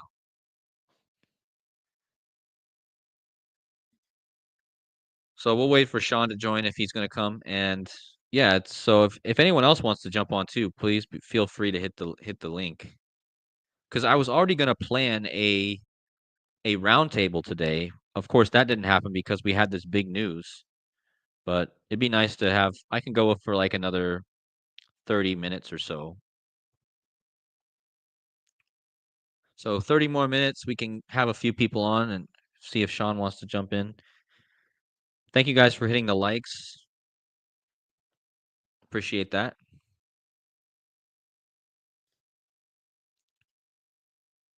Hawaii blue roof. Yeah. There was a lot of blue stuff with that.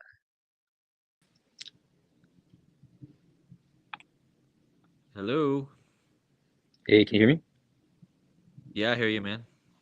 Is it clear? It sounds pretty clear. Okay. What's up, man? What's up, man? Long time Yeah, no talk. I know. I'm nervous. This is the first time I've done this in feels like a while.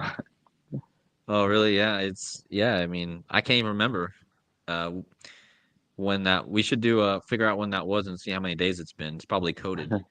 I know But for sure. There's no way. It has to be. yeah. But I think it's the perfect day to do this because like I was just saying, one of the biggest riddles that me and you followed this year was the Venus riddle. And Hmm. and Sean, you can tell them about your story of how this connects to you and how you just turned 54 Venus years old, right? So yeah, you can go ahead and Yeah. share that. Yeah.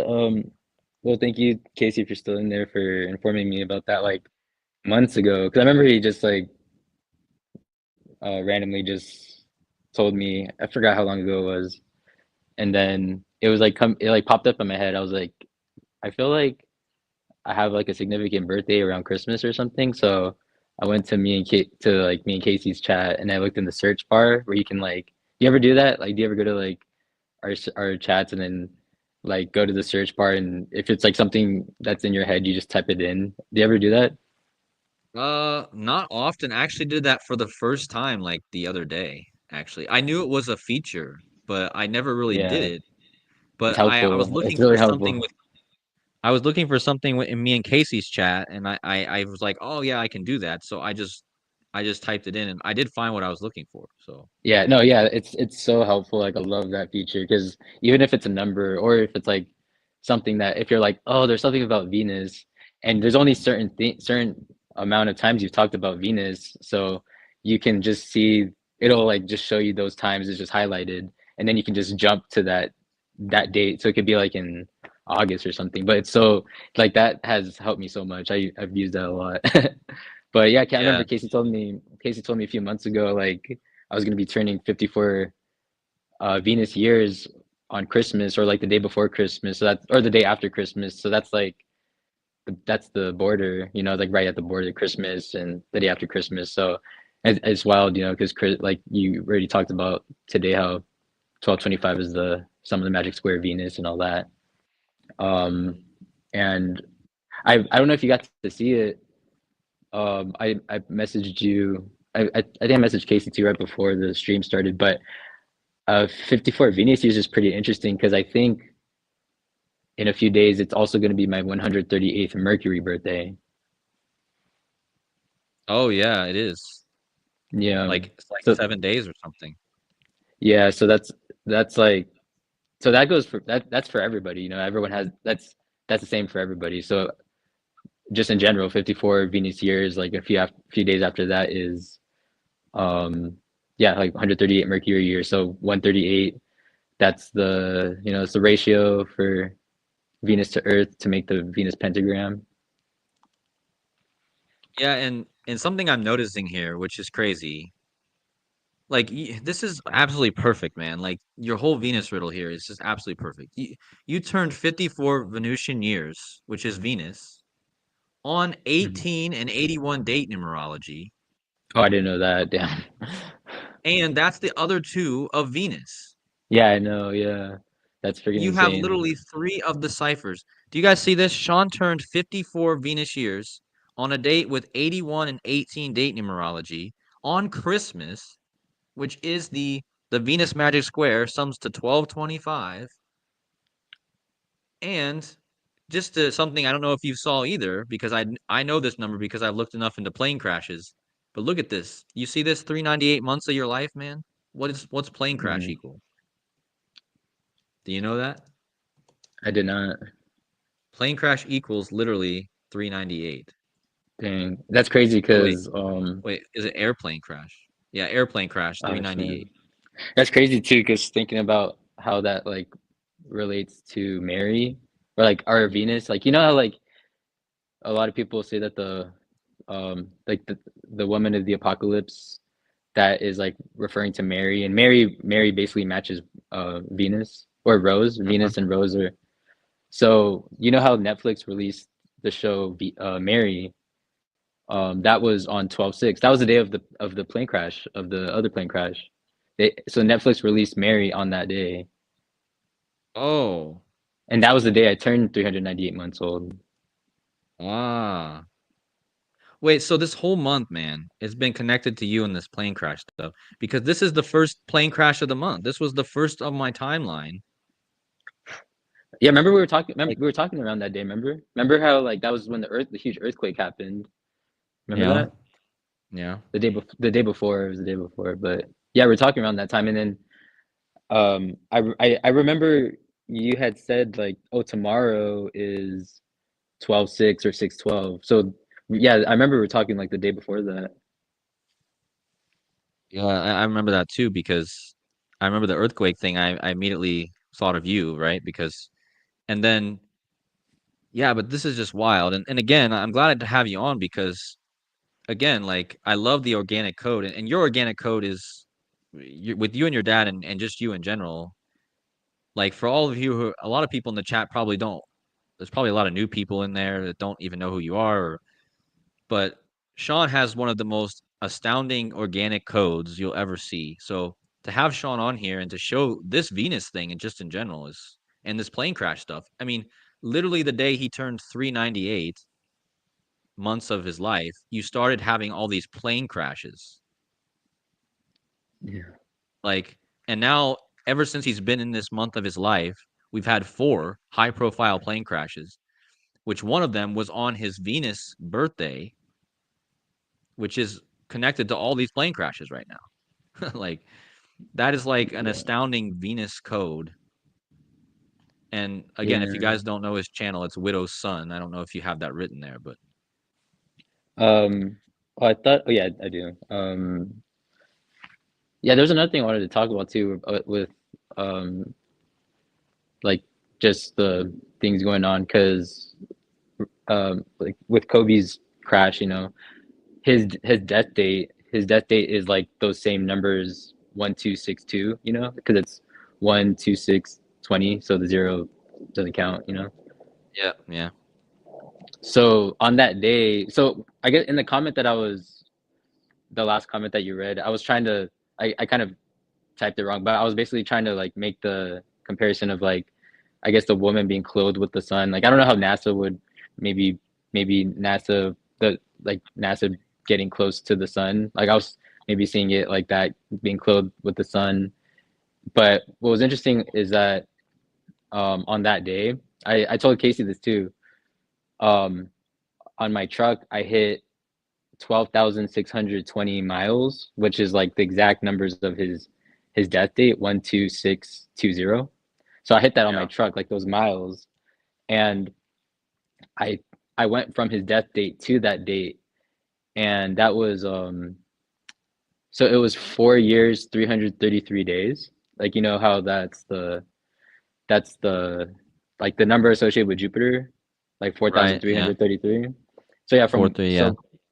so that was also interesting because it was like Christmas Eve, and then I was thinking about how that I it was interesting because before the Korean plane crash, I was actually thinking about Revelation 22:16, because that verse like is Jesus saying like I'm the bright and morning star, but then we know like that Venus is known as the morning star. So I was like, okay, I was like, that's really interesting how it's like that verse is kind of like a mix with like Jesus, and it's Christmas, it's like right before Christmas and Venus. So I was like, I thought about I was actually looking that when I found that duration to 16 to that date, and then found out it was 464.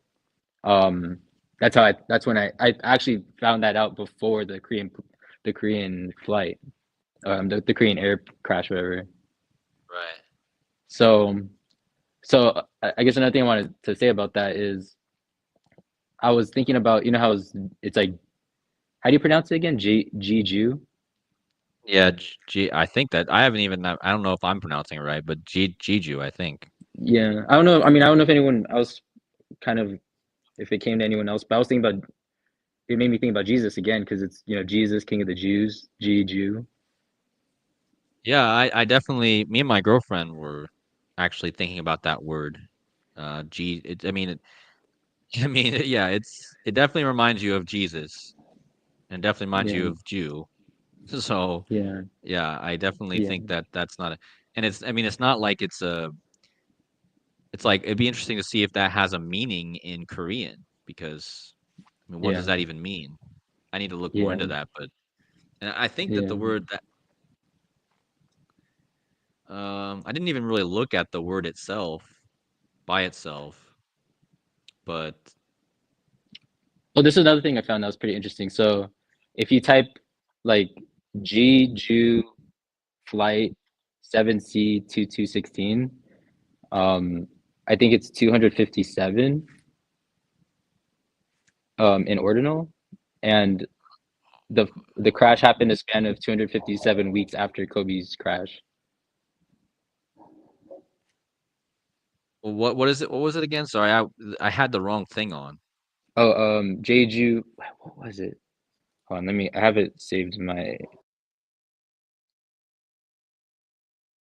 As a the way I just typed it, I must have missed. Did I miss a letter? Maybe.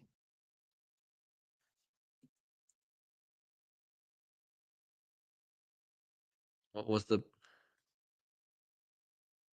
7C2216? It does have a 589 when you type it like that. That's interesting.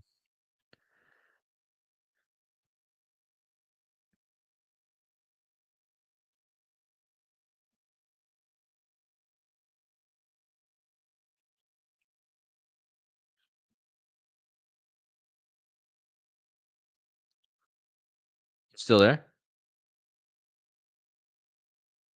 Did you cut out, Sean, or did you drop out? I was waiting. I didn't know if Wait, can you hear can me? anyone hear him? Can Can anyone you hear hear me? him? I Hello? hear you now. I hear you Okay, now. sorry. Sorry. I copy pasted it the way that it is in CNN. So it's like Jeju Air flight. So there's an air right in front of the flight. Oh, this is how they wrote it too, huh? Yeah. Yeah. So you see this 257 and sorry reverse. Yeah. So Mhm. 257 reverse. So then if you go from Kobe's crash to yesterday, it's a span of 257 weeks exactly. There was another connection I found earlier with that 257. I don't remember who it was though. Well, you were talking about 55, and then that's the 55th prime, right? Wait. Yeah, but there was another measurement that I did earlier that was from somebody else or something else to that to today, and it was 257 days, and I can't remember Mm, what it was exactly. But mm. so But what but was go the? so go to yesterday. Okay. Oh yeah, I have the wrong day. But it wasn't smoked turkey. It's roasted turkey, but Oh. Oh, 1 second. Okay, I'll try them. Wait, um, somebody talking about turkey? yeah, my mom. Yeah, I do thought you your see it though? mom. It's two. Yeah, do you see the 257? The weeks. Yeah, I saw. Yeah, I see it. Yeah. Wait, so Yeah, tomorrow is a span of 1800? yeah, No, exactly. like Yeah, I was gonna 1800. mention. Yeah, I was gonna mention that too. So that's that's interesting because like the lunation, right? 1262, and then Mhm, Venus is 18. mhm. And So he just hit his it's Mercury just. thing too, I noticed, or his Venus Oh, did thing it? too, from his death. Hmm. But there's So he like was there's been a eight. lot of. Oh, He sorry. was eight Venus. Sorry, it was 8 Venus years one day. Venus equals 81 today Oh, wow. from his death. Wait, so. Oh, wow. So that Interesting. makes perfect sense. Yeah. Oh, also, um, yeah. So there was like there was some Jupiter. So yeah, there was some Jupiter things that I was finding that was connecting to this stuff too because like Casey had brought up that the day of the Jake Gyllenhaal thing on the 19th, that was one Jupiter year after Pearl Harbor. Mhm. Like I guess like exactly. And um that's why I thought because I remember when that happened. I was like, and I thought that was pretty interesting because Casey had also he also told me that apparently I haven't even really verified this, but he told me that I was born exactly 81 Venus years after Pearl Harbor. 8 year. Oh, you were? Yeah, I think I That's it. remember him saying that actually. Yeah, I think. Yeah, you were. That's insane. So so if you Man, so you have a huge connection with Venus apparently, man. well I mean it just it's crazy how that ties into like the stuff that's going on with like Pearl Harbor because of the plane all the plane stuff and then the fire um Mhm. and I guess Asia, but I mean Japan and Korea aren't like they're not really the same, but still it's just like that plane stuff. And then so I think from Pearl Harbor to 12/24 to Christmas Eve. So then that would have been 4 years, 333 days. So I was like looking at all those, like all that Jupiter stuff before the 28th. I was like kind of like noticing it, but I was like, I couldn't really, I couldn't really make a full connection. But I was just seeing like, just that Jupiter stuff as we were approaching Christmas, and I always think about like, um, well, not I as of recently, I've been thinking a lot about how like Jupiter, Jesus, Christmas, all that. So as I was approaching Christmas, and then like then when I heard about the J Jew, I was like thinking about Jesus, King of the Jews, and then the 2216, and I was like, yeah, it was just kind of a trip because it's just like I could see all the little pieces, but it's like it's hard to make like a full connection. But it's like you could see all the pieces there. It's just like Right. it's there for us that we're meant for us to keep like trying to put it together, I guess. Yeah, and the that's I mean, I'm always seeing way more pieces than I present, like I can never present all the things I see all the time because it's like it's absolutely impossible almost because Oh, I you know how much stuff I leave more out of my videos than I do put in it usually. yeah. So So, so what I was gonna mention about what you have there. So when you add the date, so this is actually something I think about a lot with Jesus and his resurrection because he was crucified or his the recorded death of his date the recorded date of his death is 4/3/33, but then he resurrected 3 days later. So I feel like that whole thing that you have right there is like it's like the completion of the whole Jesus thing. You know what I mean? I mean that's actually really huge to if I'm thinking about it because we're talking about Pearl Harbor, which was the biggest attack on the United States by an Asian country, like you said, Japan. And now Korea has a plane issue.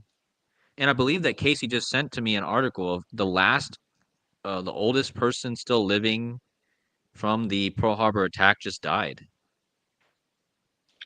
Oh, really? Wait, I think he just died on Christmas, bro. Really? Which would be this. What the Let heck? me, let me check that because let me see if I can remember that, find that article because that would tie in perfectly with what you're just presenting here. So Pearl Harbor, man, I don't know how to find that. Pearl Harbor oldest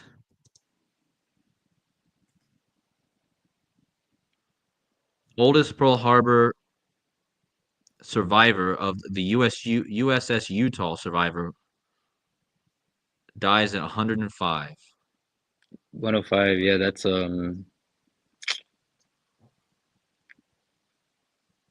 He I was died on looking at that. Christmas Day. Warren Red Upton. Hmm. He died on Christmas Day, That's crazy. which links up perfectly with what you just said. His name his name has that. There's that old 192 coming back to me. And yeah, I think Casey would like see the standard. Casey has told me a lot about the 1515 because it looks like the word ISIS. ISIS. Yeah. Yeah. Let's just see what his name equals. Warren Upton. Hmm. But that's insane itself because you were talking about Pearl Harbor to Christmas. You were talking about the Jesus. He died for, or they say he got crucified 4/3/33, and he rose 3 days later. Wait, that's Hmm. exactly 135 Venus years too, bro. Yeah, yeah, exactly. Yeah, because I was thinking how 81 plus 54, because I was like 81 before my birthday and then 54 after. Yeah, I remember it's 135, and then it's weird because like all that stuff going on with Kobe with Kobe, like how his crash is like weirdly connected to like what's going on. Right. I mean man.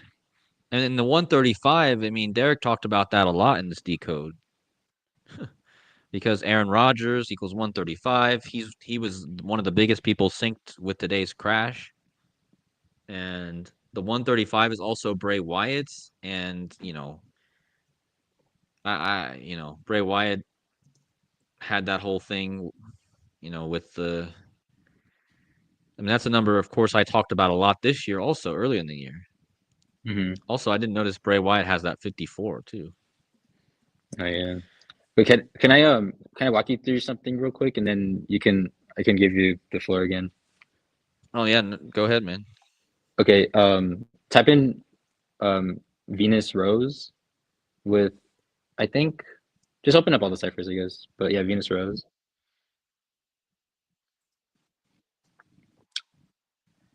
Um, go down. Shoot. Oh, okay. See the trigonal, the 1290 it's trigonal. Uh-huh. Yeah. Okay, so keep that in mind. Now go to. Okay, so I was thinking about like the Venus stuff and like the magic square. If Venus is 7 by 7, 49. So um, I just I thought this was significant, but just go from 4900. So like April 9th, 00. 2000. Yeah, yeah. And then go to the crash. I think the 28th should be. And then maybe it's oh yeah, with the span. So with the span it's Oh, 12 it's yeah, 1290. 1290 weeks. I think that's Yeah, and pretty that's what he just showed, the Venus Rose. yeah. And that, in case you guys don't know, that's from the dates 49, like the Venus Magic Square, all the rows sum to 49, right? Is that 49? Yeah. Yeah, yeah. Oh no, it's well wait, all the numbers between wait, it's all the numbers between 1 and 49 consecutively. Right, So it's like that's the one, whole two, three, square. all Yeah. these. Yeah, yeah, Right, yeah, right. Yeah. yeah. And yeah, that 49 is big too because we found out that that's the 33 or composite, right? Or 49 is the 33rd composite number, I think. mm-hmm. So there's a Um, lot with this 49. yeah, and then 49. The 49 composite is 69, right? Is it? Yeah, check Hold on, let check me. it. I'm pretty sure. Yeah, it is. Okay. All right. Um, so this will segue into, I guess, the next thing I've had on my mind, like, since all the career stuff has been going on. This is something I don't really know if um I don't I mean if it is out there, maybe that'd be cool, like, to see it being, like, told from, like, a different perspective. But I feel like, oh, can you open up the Korea flag? The actual flag. Yeah, yeah. I feel like this is pretty on point, and I think this is, like, why this stuff is, like, kind of like so many things are revolving around Korea right now, or, like, there's been a lot of Korea stuff. So, I feel like what this represents is, it's kind of like what we talked about, like, when we were, like, first connecting, like, way, like, months ago, with when we would talk about, like, consciousness, and, like, and it goes back to all the Venus and Rose stuff, because you know how, like, the Rose has to do with the consciousness. Mhm. So Yeah. I feel like this is the four, like, the four, like, figures around, like, the yin yang. Right. I I believe that those represent the four horses of the apocalypse, but not in the way where, like, not in not in, like, the literal way where it's, like, literal four horses, like scary, like, end of the world type thing. But I think it's, like, what the four horses of the apocalypse, like, actually represents in terms of, like, I guess, yeah, I guess, consciousness, like, in the same way that the rose represents. And I feel like the yin yang is also, like, representing same that same theme as the rose too, like, so it's, like, Right. kind of, so when you look at, like, it's like the four riv like the it's like the Garden of Eden. Like, we're looking at this is like the Garden of Eden. We're looking at the Garden of Eden, and the four rivers leading to the it's leading to the center. And I think that's what, like, that red and blue is, like, representing it's that merging of the, I guess that's what I've, like, why what I really am trying to get at with the whole father and son thing. Like, it's not a literal father and son, but it's, like, what that's really representing, which is that becoming one with everything. Like, do you see what I'm getting at with all Yeah. that? Yeah. Yeah. Absolutely. Yeah. Absolutely. I see it. So And with the I think that's why Korea is, like, so, like, is being used so much, um as recently, and oh, it's, yeah. yeah, I got breaking news from my girlfriend. Jimmy Carter just died. Oh, shoot. Dang, we were Wow. just talking about JC too. That's crazy. Yeah, but I'll get back to what you were saying there for a minute. I'm just gonna pull this up while we're live and show people. Right when we were talking about Jesus Christ. Okay, live breaking news, guys. While we were talking about Jesus Christ, JC dies. Wow. Finally happened, man. Yeah. I'm saying that like it's like I want it to happen, but like we've been So talking about, I mean, I feel happy for him. He could be out of his misery. I feel like he's probably been in so much pain for so long. yeah, I mean, look at the guy. He doesn't even look Ugh, uh I know, poor guy. Hopefully, hopefully he left on good terms. I mean, yeah. I just wow, I'm a bit speechless because I don't I've been thinking about this and like I know a lot of people, Dr. Savage has talked a lot about this happening and now he's gone and this is happening on the day of the plane crash. So interesting. And I guess I'll have to when was his birthday? October 1st. I think, right? Yeah, October 1st.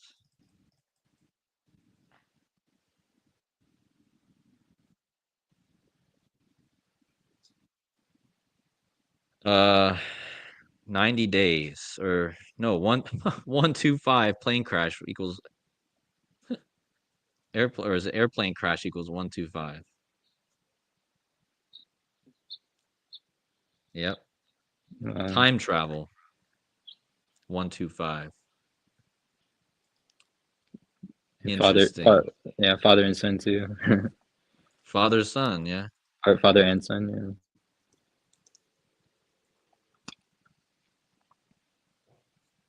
I mean, it goes birth. We were just talking about that. You were just talking about it. Yeah, there's always yeah, there really does seem to be something about it's like I feel like it's like I feel like these kind of weird things happen when we're connected. You know what I mean? Like Yeah. especially like I was keeping up with like I was when that thing happened with on the 19th when the plane crashed into those players' house, like I was like mind blown. I was like, I cannot believe it. Like literally like the day before, like Hmm. you guys were like it was perfect. And I think it's like when like we come together, it kind of seems like that's when things really manifest more. Yeah, it does. I mean, like I said, what's the chance? I mean, you're finally come back on alive, and now we get this. Oh, look at that, 135, man, Wow. 54. Guys, if you guys have been watching this stream, what numbers were we just talking about? Sean just turned 54 Venus years. We were talking about 54, and wait till Derek is. Derek hasn't texted me or anything yet, but this is looking like Aaron Rodgers. He equals Aaron Rodgers, and Derek was just talking about Aaron Rodgers. So yeah, Jimmy Carter's 135 and 54. Man. But yeah, I think you're right. When we come together and we really feel connected with all this, we it's like you come on here and then we get all this, and then you were just in the middle of sharing that, and I feel like it connects perfect because, and just to go back to what you were saying, like this is definitely a very deep flag just Yeah. looking at it. And these things on the side, I'm not sure what they actually supposed to mean. Like I haven't looked. Have you looked that up? I never like actually looked it up, but I was just thinking like I was just thinking like that's so if I'm right, then that's pretty crazy because that was kind of something I just kind of, it came to me. Um, yeah, I haven't looked it up either, so I don't know. But what I also noticed when I first saw them too is, do you remember early in the year when I was looking into um what was it? I always forgetting his name The though. Rose. Oh, I thought you meant the Rosicrucians. Well, the Rosicrucians, yeah, but then I was Aleister Crowley, Oh yeah, yeah.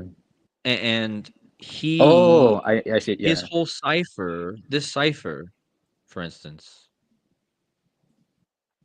is based off of these trigons. These are, I think that what these are called are trigons. I remember Or that. Yeah. I did a whole video on this, on these Yeah. shape things, Hmm. and they're actually surrounding the flag. And and what you said, they represent certain aspects of the evolution of consciousness. And the way that this cipher is built is basically based off of these. Hmm. Because So, when you think about like when you think about like the Garden of Eden and remember how it says that like there's four rivers that came from the garden, right? mhm, right, yeah, So those four rivers created like four land masses as well because they were divided by the rivers, right? right. But I feel like that's kind of the like the aspect of the apocalypse, which is the revealing, is like it's separated, but it's not really separated. It's one.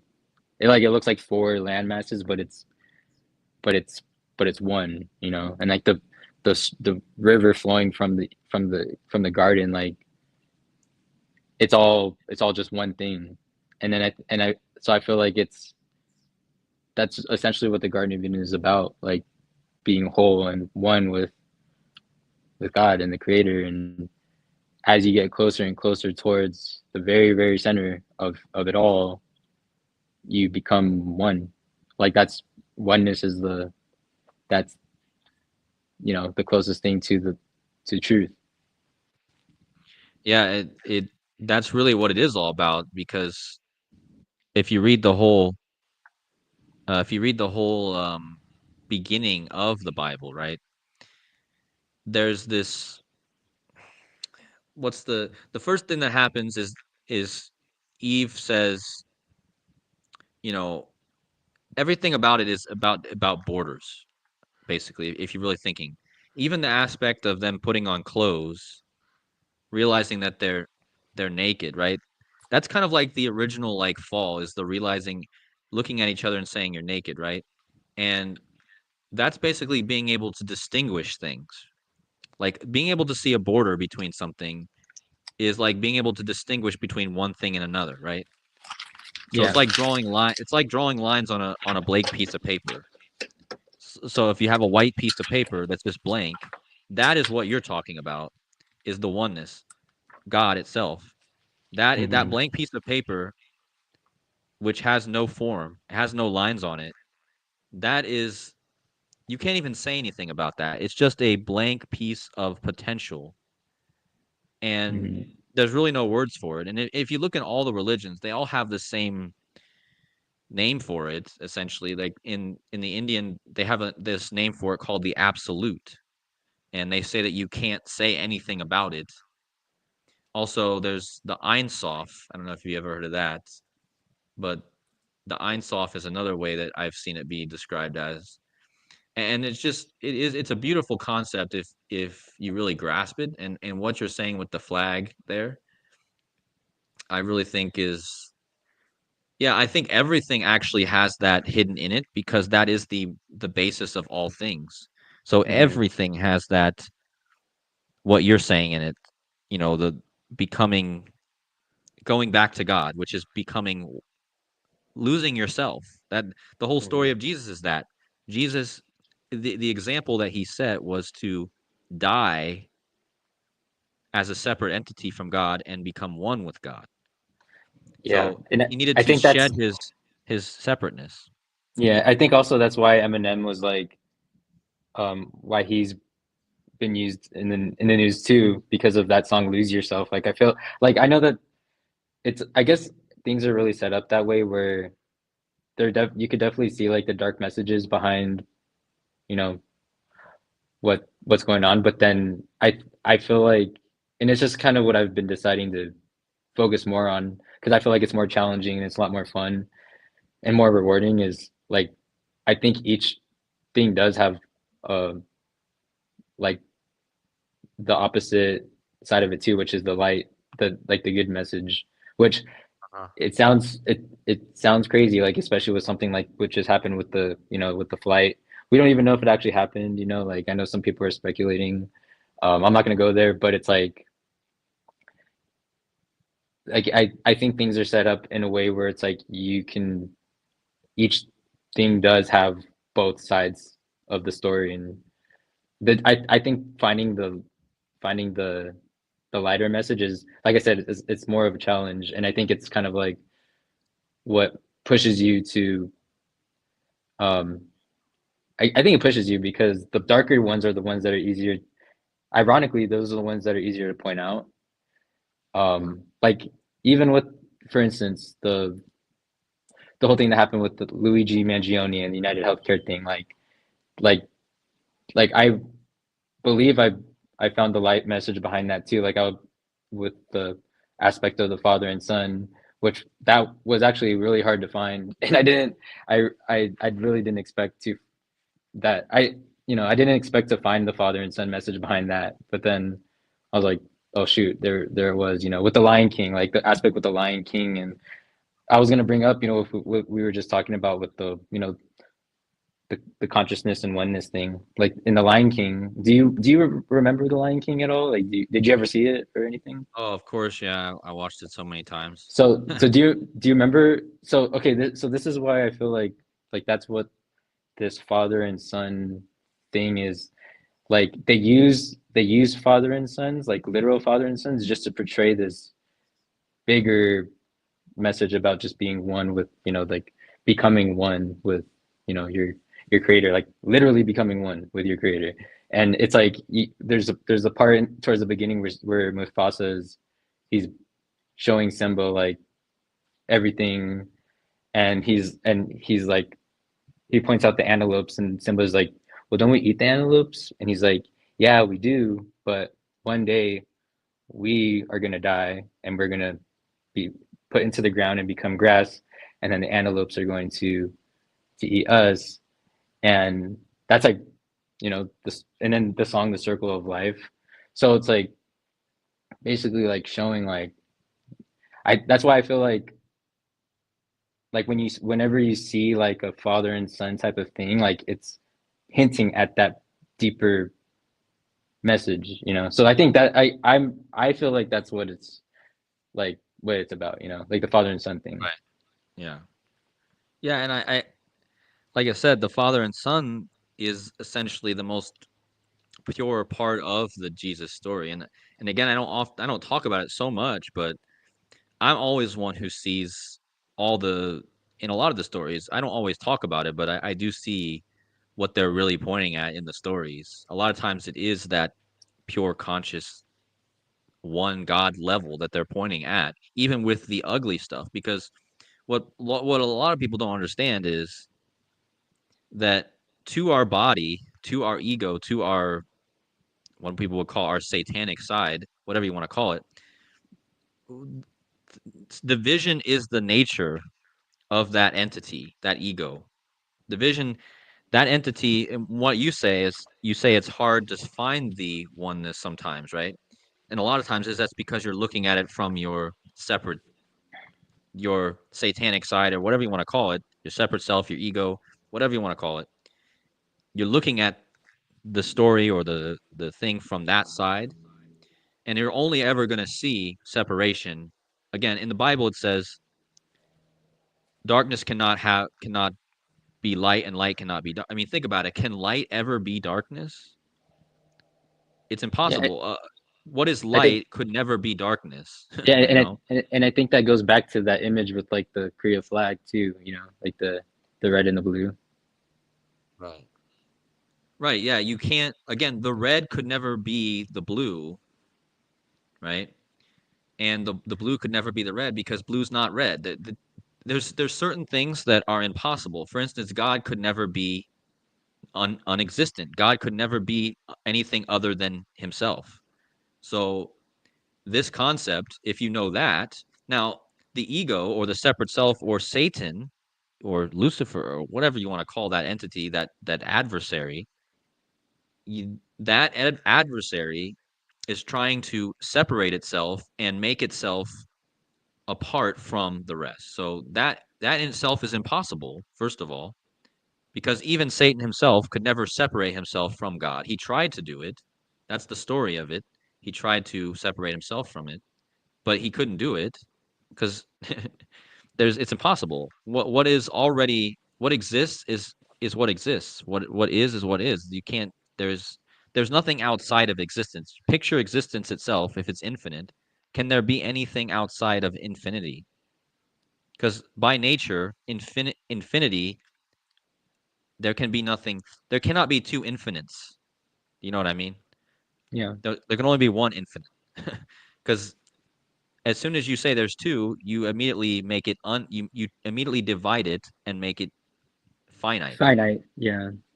So that story, what you're saying is dropping and the father and son is a symbol of that exactly. Like dropping the distinction. Even I think you even need to get to the level where you don't even believe there's such thing as a father and a son. There is literally just whatever that is. That's why a lot of religions, when they get to that final stage, they say that silence is the best um, you know, silence is the best form of action at that point because you can't even speak of it. Even in the Yeah. Bible, it says many times where these prophets have gotten so far close to God where they couldn't speak. They had to just fall on their knees because Mhm. there's nothing left to say about it because it's like a blinding light that's so infinite, so overwhelming that and so indescribable that what is there to even say about it?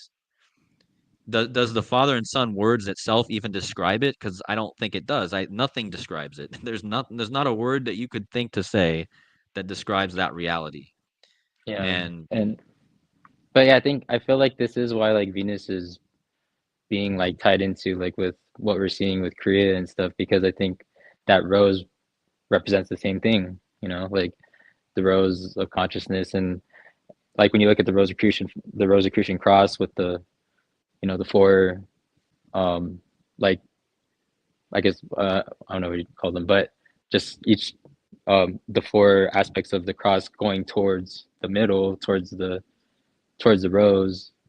I believe that rose represents pretty much the same thing. So it's like I, you know what I mean? Like I think that's kind of why, and then that essentially is like the revealing the apocalypse and um, that that uh, Revelation 12:1, like that's the woman of the apocalypse. So there's a lot of this like apocalypse stuff, but I think it's essentially pointing at like it could be like pointing at a lot of bad things that we are gonna probably have to go through in order to get to the other side, which might be just really great. But definitely, the stuff has been pointing to something. Like next year is it's gonna be interesting. yeah, exactly. Um, yeah, and as you were saying that, I realized too, this is literally the pentagrammaton because it's the four. It's the four is the cross, the four sides, and then at the center is the rose, or in this Hmm. case, it's the yin yang. So that center point is where we want to focus, right? And that's what Yeah. you're saying.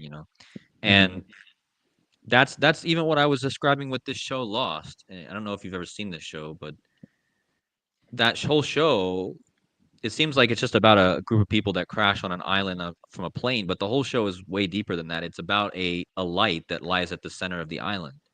Hmm. And the dark man in black is roaming the island, right? He's the enemy of that light. And it's so deep if you really think about it. If you read the whole story behind that show, it's really deep. So that's why I've Yeah. been talking a lot about it. And it just happens to involve you know, have a plane crash in it. But I yeah, mean, yeah, because I was thinking about that too when you were describing it, and like the way that I kind of like that those people being lost, like that could be a microcosm of all of us, like the whole world, like it is is. It lost. definitely is. It literally is that. Like Yeah. it's a very deep concept. And even if you read the whole story of these characters, yeah, the whole show is mind blowing. And the one episode that you could watch just by itself and never have to watch the rest of the episodes is called The Constant. And this is exactly what you're talking about. It, it's consciousness. This is what I was literally telling you about. The episode is called The Constant. And it's regarded as by this website as the best episode of television history. Wait, look at like those are the same little things as the Korea flag, right? Look at to the see the little Yeah. the black and white. Yeah, because these are the trigons or whatever. Um, and this is the logo of the group in this show. So, or I think it's not the actual logo because it doesn't have that little head in the center. Hmm. But yeah, this episode represents the constant. It's time travel. There's time travel in this.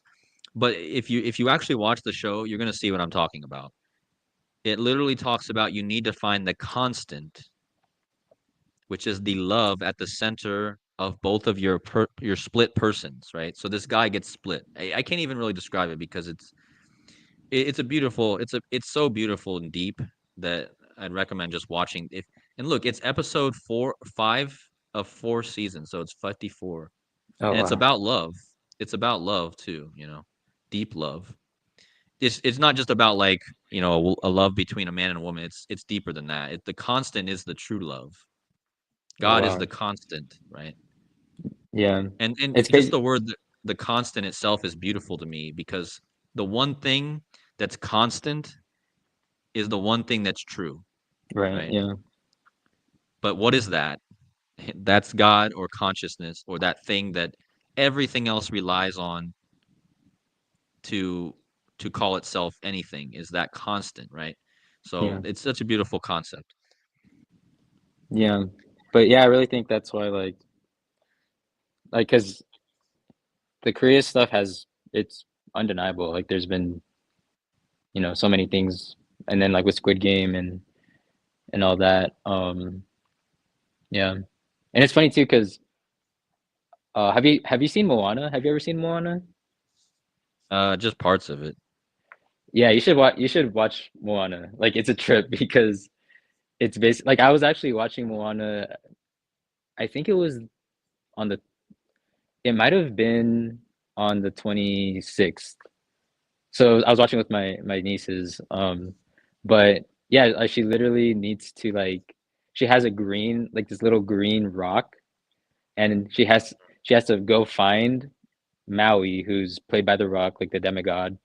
She has to go find him and take him to um I forgot exactly where it was, but they have to restore the heart of the island. Oh, So they have, really? It's the same. yeah, yeah. Yeah. And it's perfect because it's like, so she takes it's like this sacred green rock, and she like puts it at the heart of the island, and because it was turning, it became all dark because it was missing its heart, so she gave it back, and then it like turned green and all like beautiful, and like they were able to restore like everything, like make everything back to like habitable again. And it's like and you know Hawaii is very tied to Venus. I know you've like talked about that, and there's something else I was gonna mention with Pearl Harbor too, because like how that stuff we're talking about with Pearl Harbor. I forgot to mention like the pearl is huge too, because you know how like Venus, the symbol of Venus is a shell. What? Sorry. What was that? Like you know how like the symbol of Venus is a shell. Yeah. So like that, like um so I was thinking So about the pearls because the because pearl you is know like how, the heart of the shell, right? I guess so, yeah. Yeah. So That's immediately what I thought when you said a pearl because like that pearl is that light or that beautiful thing in the center of that shell. yeah. So that's immediately what I thought of when you said a pearl because yeah, that's a good example too. I mean, like everything goes back to that if you really look at it deep enough. Like everything in existence gives you that clue. Hmm. And like you said, it's not just the elites doing it. The elites know about it, and I think my guess is that the elites know about it, and they're actually trying to maybe wake people up about it. But at the same time, if people want to see the dark things, they're also giving them the dark things. You get what I mean? Like, Yeah, because the way the way I'm kind of seeing it is like, have you ever done an escape room? no, haven't. Are you familiar with it, with the concept? Uh, a bit. Is it like a? It's I pretty mean, much like I it's a new kind of like institution, I guess. Like it's been around for a few years. I don't I know at least in California. I don't know other parts of like the country, but I know for sure like around here. So it's like a pretty much like friends, they can sign up, like they businesses create escape rooms where it's like a bunch of puzzles, and most of them are scary, but sometimes like they'll do different fun themes too, like Harry Potter or like Mario or something like that.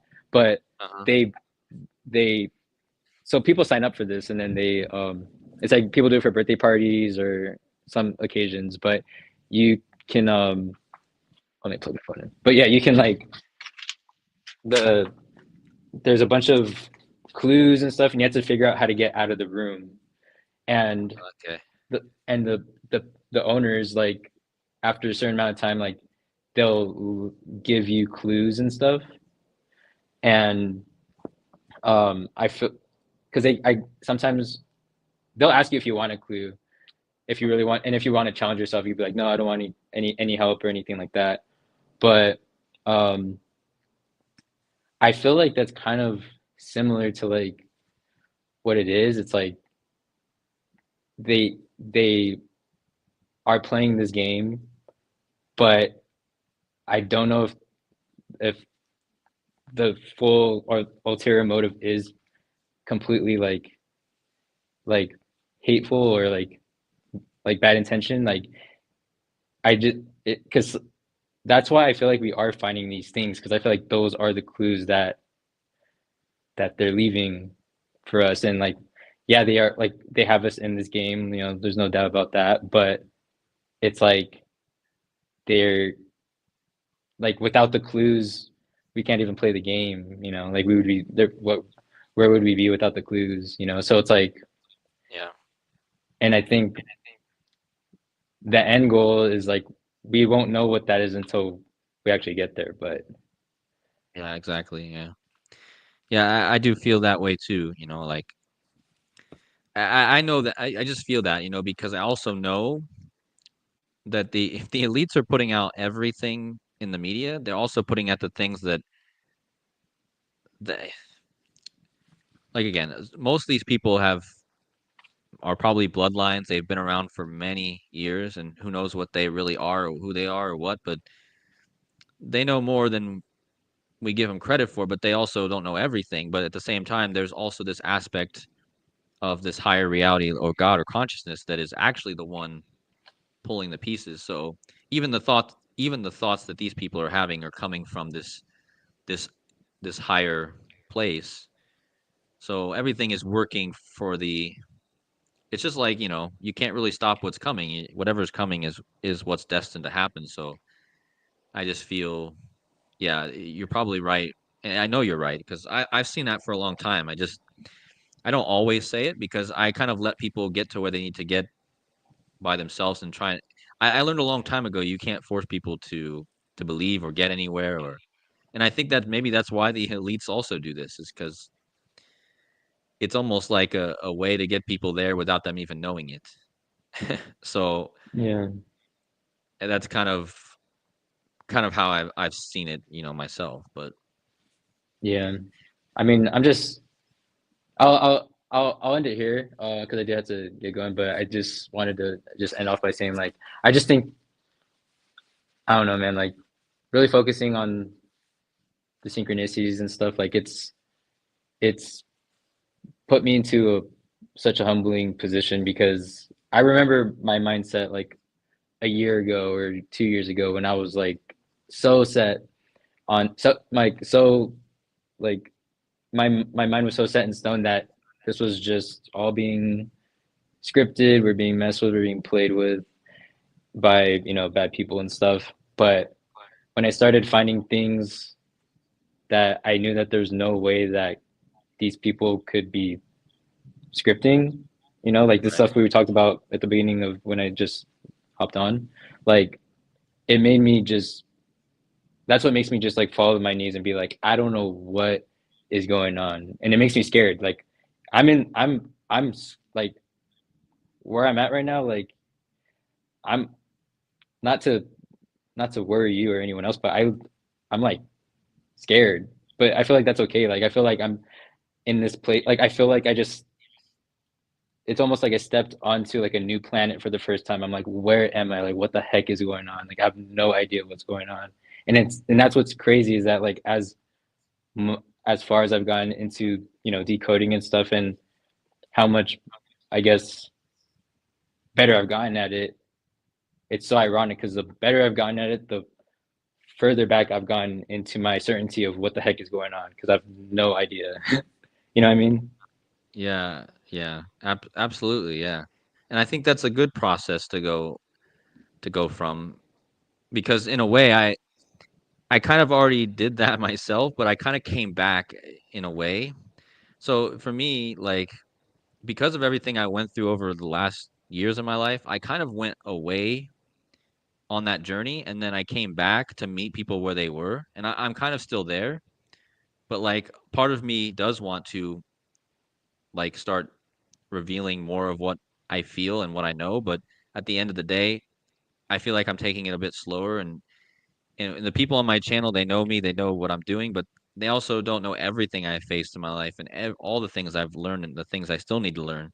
But at the same time, I feel like I'm also learning with everyone else too. There's still things I don't know, and ways I can see things differently. But I think it's a good process that you're on. And like I said, I've been just kind of sitting back and letting you have more of your space and time to do it. And I think it's a beautiful thing what you're doing. And I'll never say anything different, even before it, because I know that you're doing it for the right reasons, and you're doing it for you.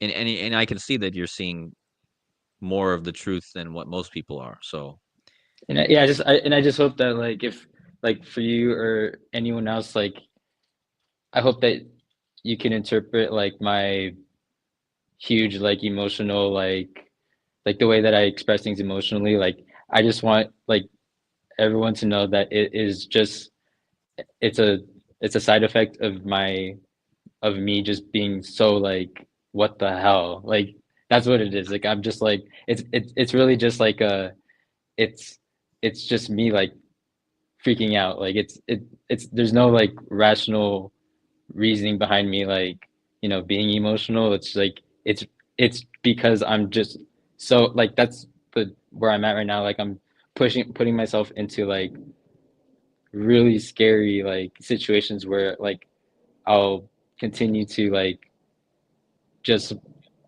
be more like I guess I'm feeling really adventurous right now. Like I guess that's the best way I can describe it. Like I feel so adventurous where I'm willing to go into scarier and scarier like parts of knowledge where it kind of I can't help but like react to some type of way, you know. So hopefully that makes no, I sense. get it. I definitely get it.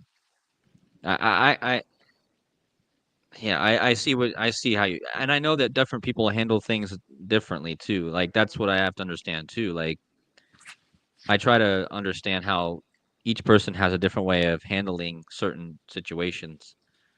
And for me, it's a bit different, you know. I don't fully understand you because like I'm not somebody that has a lot of fear when it comes to like certain things, but then in other ways I do, you know. So it's but each person has their own like trigger, and I think you're right. By going into that more and by facing that, I think that's what you need to do. Like it's not what I it's different from it's not that we all are really different at all, because we really aren't, but we all have different ways that we need to have our journey, you know. So Yeah. and God's leading us on different paths, because again, in the Bible it says God will only give you what he knows you can handle, pretty much, is that's paraphrasing it, but like so that's exactly what's happening to you, and what's happening to me simultaneously, you know. And everyone on the planet right now is doing the same thing. So in their own way, right? So and hopefully that and I know that that's the path that we're supposed to be on. That's how I've kind of awakened to it, is like I just let things be as they need to be, and know that I'm doing what I need to do. And again, just so what happened with me the other day, with just all of a sudden hearing God put on my heart to think about Lost, you know. And it couldn't have come at a more perfect time, because at first I was questioning it and saying, what am I even like, am I just wasting time watching this? Because it literally came on my mind and my heart to watch the show Lost. And I was like thinking, does this give me anything for our current situation? What is this gonna do for, and then what happens like after that? All this stuff that connects to it. So, you Yeah, and know, those are the kind of things that I'm like that I'm hungry for, like to see like other people share. Like that's the stuff that I love, and I know that like, especially because I know that people will be less interested in it because it's like all you can do is take our word for it, you know? Like you could only believe you could only like we could only believe you that you said that you like were thinking about loss right before that happened. But like you know that we at least the people who really are hungry for truth and like you know that we are gonna believe you. And that like that's kind of like with my own things too, like I'm I know that it's way less uh I guess appealing because it's not it's kind of just based on me and it's not really based on like you know it's not as entertaining to like keep up with like one person's like personal like synchronicities and stuff. But I mean that's the kind like I genuinely hopefully like if there's any if our this like truth or community is like if it's growing towards a certain direction, like I hope more of that starts to you know come out so like we can all see that like we can get closer to the truth of what's really happening, you know, like because that's what I'm hungry for. Like I want to get to the bottom of this, and it's I you know like I don't I just got to a point where I was like okay that it's way more than people just you know elite people just scripting it out with a supercomputer or whatever. That could be an aspect of it, but I like if that's all it is, then it's like I just got to the point where I was like, I'm pretty sure that's not all it is. I'm pretty sure that's not all it is. And I just love truth so much, and I like I want to get to the bottom of it. I really do. And like so hopefully like that's the direction that like we're all heading. You know, like hopefully we can all start incorporating like all these things more with like what's happening with us, and hopefully like the people who are you know the audience like I hope that they can stay like entertained by it, you know, and like not lose like not lose care just because it's you know like hopefully more people start making more channels and sharing their Yeah. stories and stuff and all that. Yeah, well, if you look at the chat, and I want to give a little bit of recognition to everyone in the chat because we still have 107 people in here listening to us. Oh wow. And I mean, think about that. 107 people. We've stayed over 100 this whole time. My whole stream I've been over 100. And I just want to give a bit of love and recognition to all you guys for listening to us. Thank you for listening to Sean. Thank you for listening to me. Thank you for listening to Derek. Um, I'm gonna have to end this like literally now because my computer, I can't, my new computer doesn't have a long enough charger, and my computer's like almost dead because I guess I didn't charge it enough. But yeah, I think it's a good time to end it anyway because I know you said you also wanted to Mhm. go, but I think that that's a perfect way to end it is to, you know, throw it back to the community and say, hey, you guys out there, if you guys have something to share, something to go deeper, something that you know, start your own channel. I also want to see more channels popping up. It doesn't even matter what you're decoding or what you're talking about. Why can't everyone be making videos and sharing their art and sharing the things that they feel God is leading them to share? And I know I have 108 people in here, but you're not going to get we're not going to get anywhere unless people are sharing their ideas. And the hard part of that is the more people you get out there sharing stuff, the more fights you're going to have because ultimately at the end of the day, um, there are personalities that rub each other the wrong way, right? So, and I see that, and I usually stay out of it because I don't get. I'm very hard to personally offend. Like no one really offends me. I don't get offended. Like so, like I understand that people are just being themselves, and if people are upset or any way, you know, it's just what it is. But I know that most people in the community, you know, you have all these different personalities meshing, but I still want to see more people creating channels. But thank you to everyone in the chat listening. Thank you, Coffee Girl. Thank you, a great calm. Uh, a great calm is saying, Sean, that's why your story is so unique. There's something significant happening. Yeah, Sean's story is amazing. And again, we love you, Sean. And I know most of the people in the chat that have watched this channel for the last year, they also love you, and we appreciate you and what you're doing. And don't get discouraged because what you're doing is what's needing to be done. So, and everyone else in the chat, that's the same story with you, you know.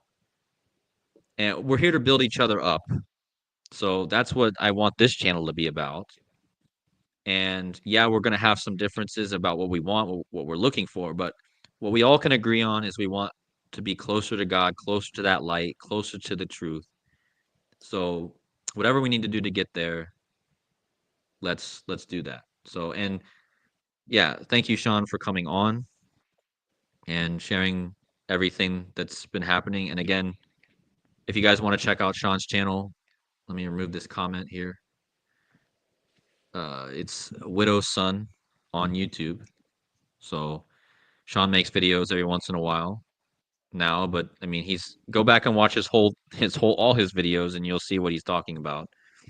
And yeah, is there any last word you want to say, Sean, before? Because I literally got like 2 minutes. So Okay, well, the last thing I wanted to say, I'll try to make fast.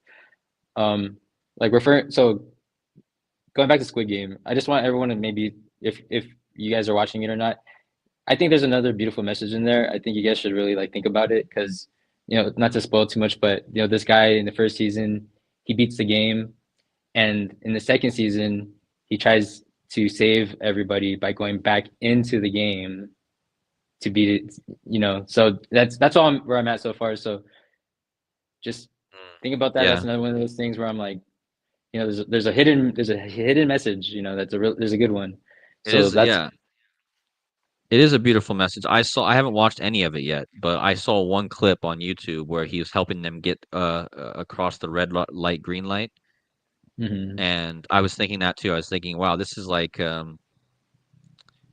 somebody who's experienced the game and now they're trying to lead other people out of it. You know, like it is very beautiful. I agree with you. Yeah. So and thanks for letting me come on. It was great talking to you again, man. And definitely going into this next year, like I'm gonna try to renew my mind and just be a lot more positive and hopefully just be part of this again because I know I've been keeping myself away. But thanks for just being patient with me and yeah, just being so mature about my immaturity and all that. It's yeah, it's no problem, man. Like, cause you're like one of the closest people I've talked to over the last year. You, Casey, and Derek. So, I'm just here to support all of you guys, and hopefully, I'm just doing my best and trying to also be here doing my thing, and also have my girlfriend and all of our struggles with having to move back and forth. And but yeah, you're not being immature. You're just on the journey you need to be on. So Yeah, and that's then that's even how I like look at it. and I owe so much to you guys too for as much as I've learned about myself, like all the stuff I learned about myself, I would not have known it without you guys. So like I always know that like Me too. I can never I have to always be like forever grateful about Right. Yeah. And I'm grateful. Like I think every day I wake up grateful for the life I'm able to live right now. Yeah. So I'm only thing I'm not grateful for is the fact that I'm not an EU citizen and I can't just stay here with my girlfriend instead of have to always and now I have to get on flights all the time. And I'm to be honest, yeah, flying is becoming less and less exciting. I mean, I already had a fear of flying to be honest, but now see, and that's what's happening with me. I have a fear of flying and now I'm having to really face it because in order for me to live the life I need to live right now, I have to fly back and forth all the time. So, that. yeah, but yeah, I gotta get I gotta get off here Yeah, because my computer is like on its last leg. But thank you, Sean. Thank you so much, and love you you, too, bro. man. And You take too. care of yourself. And we'll talk more in the Yeah, chat for in our sure. chat. So, For sure, man. all right, man. Have a good rest of your day there. But thanks everyone for sticking around too. It means so much. Yep. Appreciate you, and appreciate you all in the chat. Much love to you all, and we'll see you guys. Thank you guys so much for watching.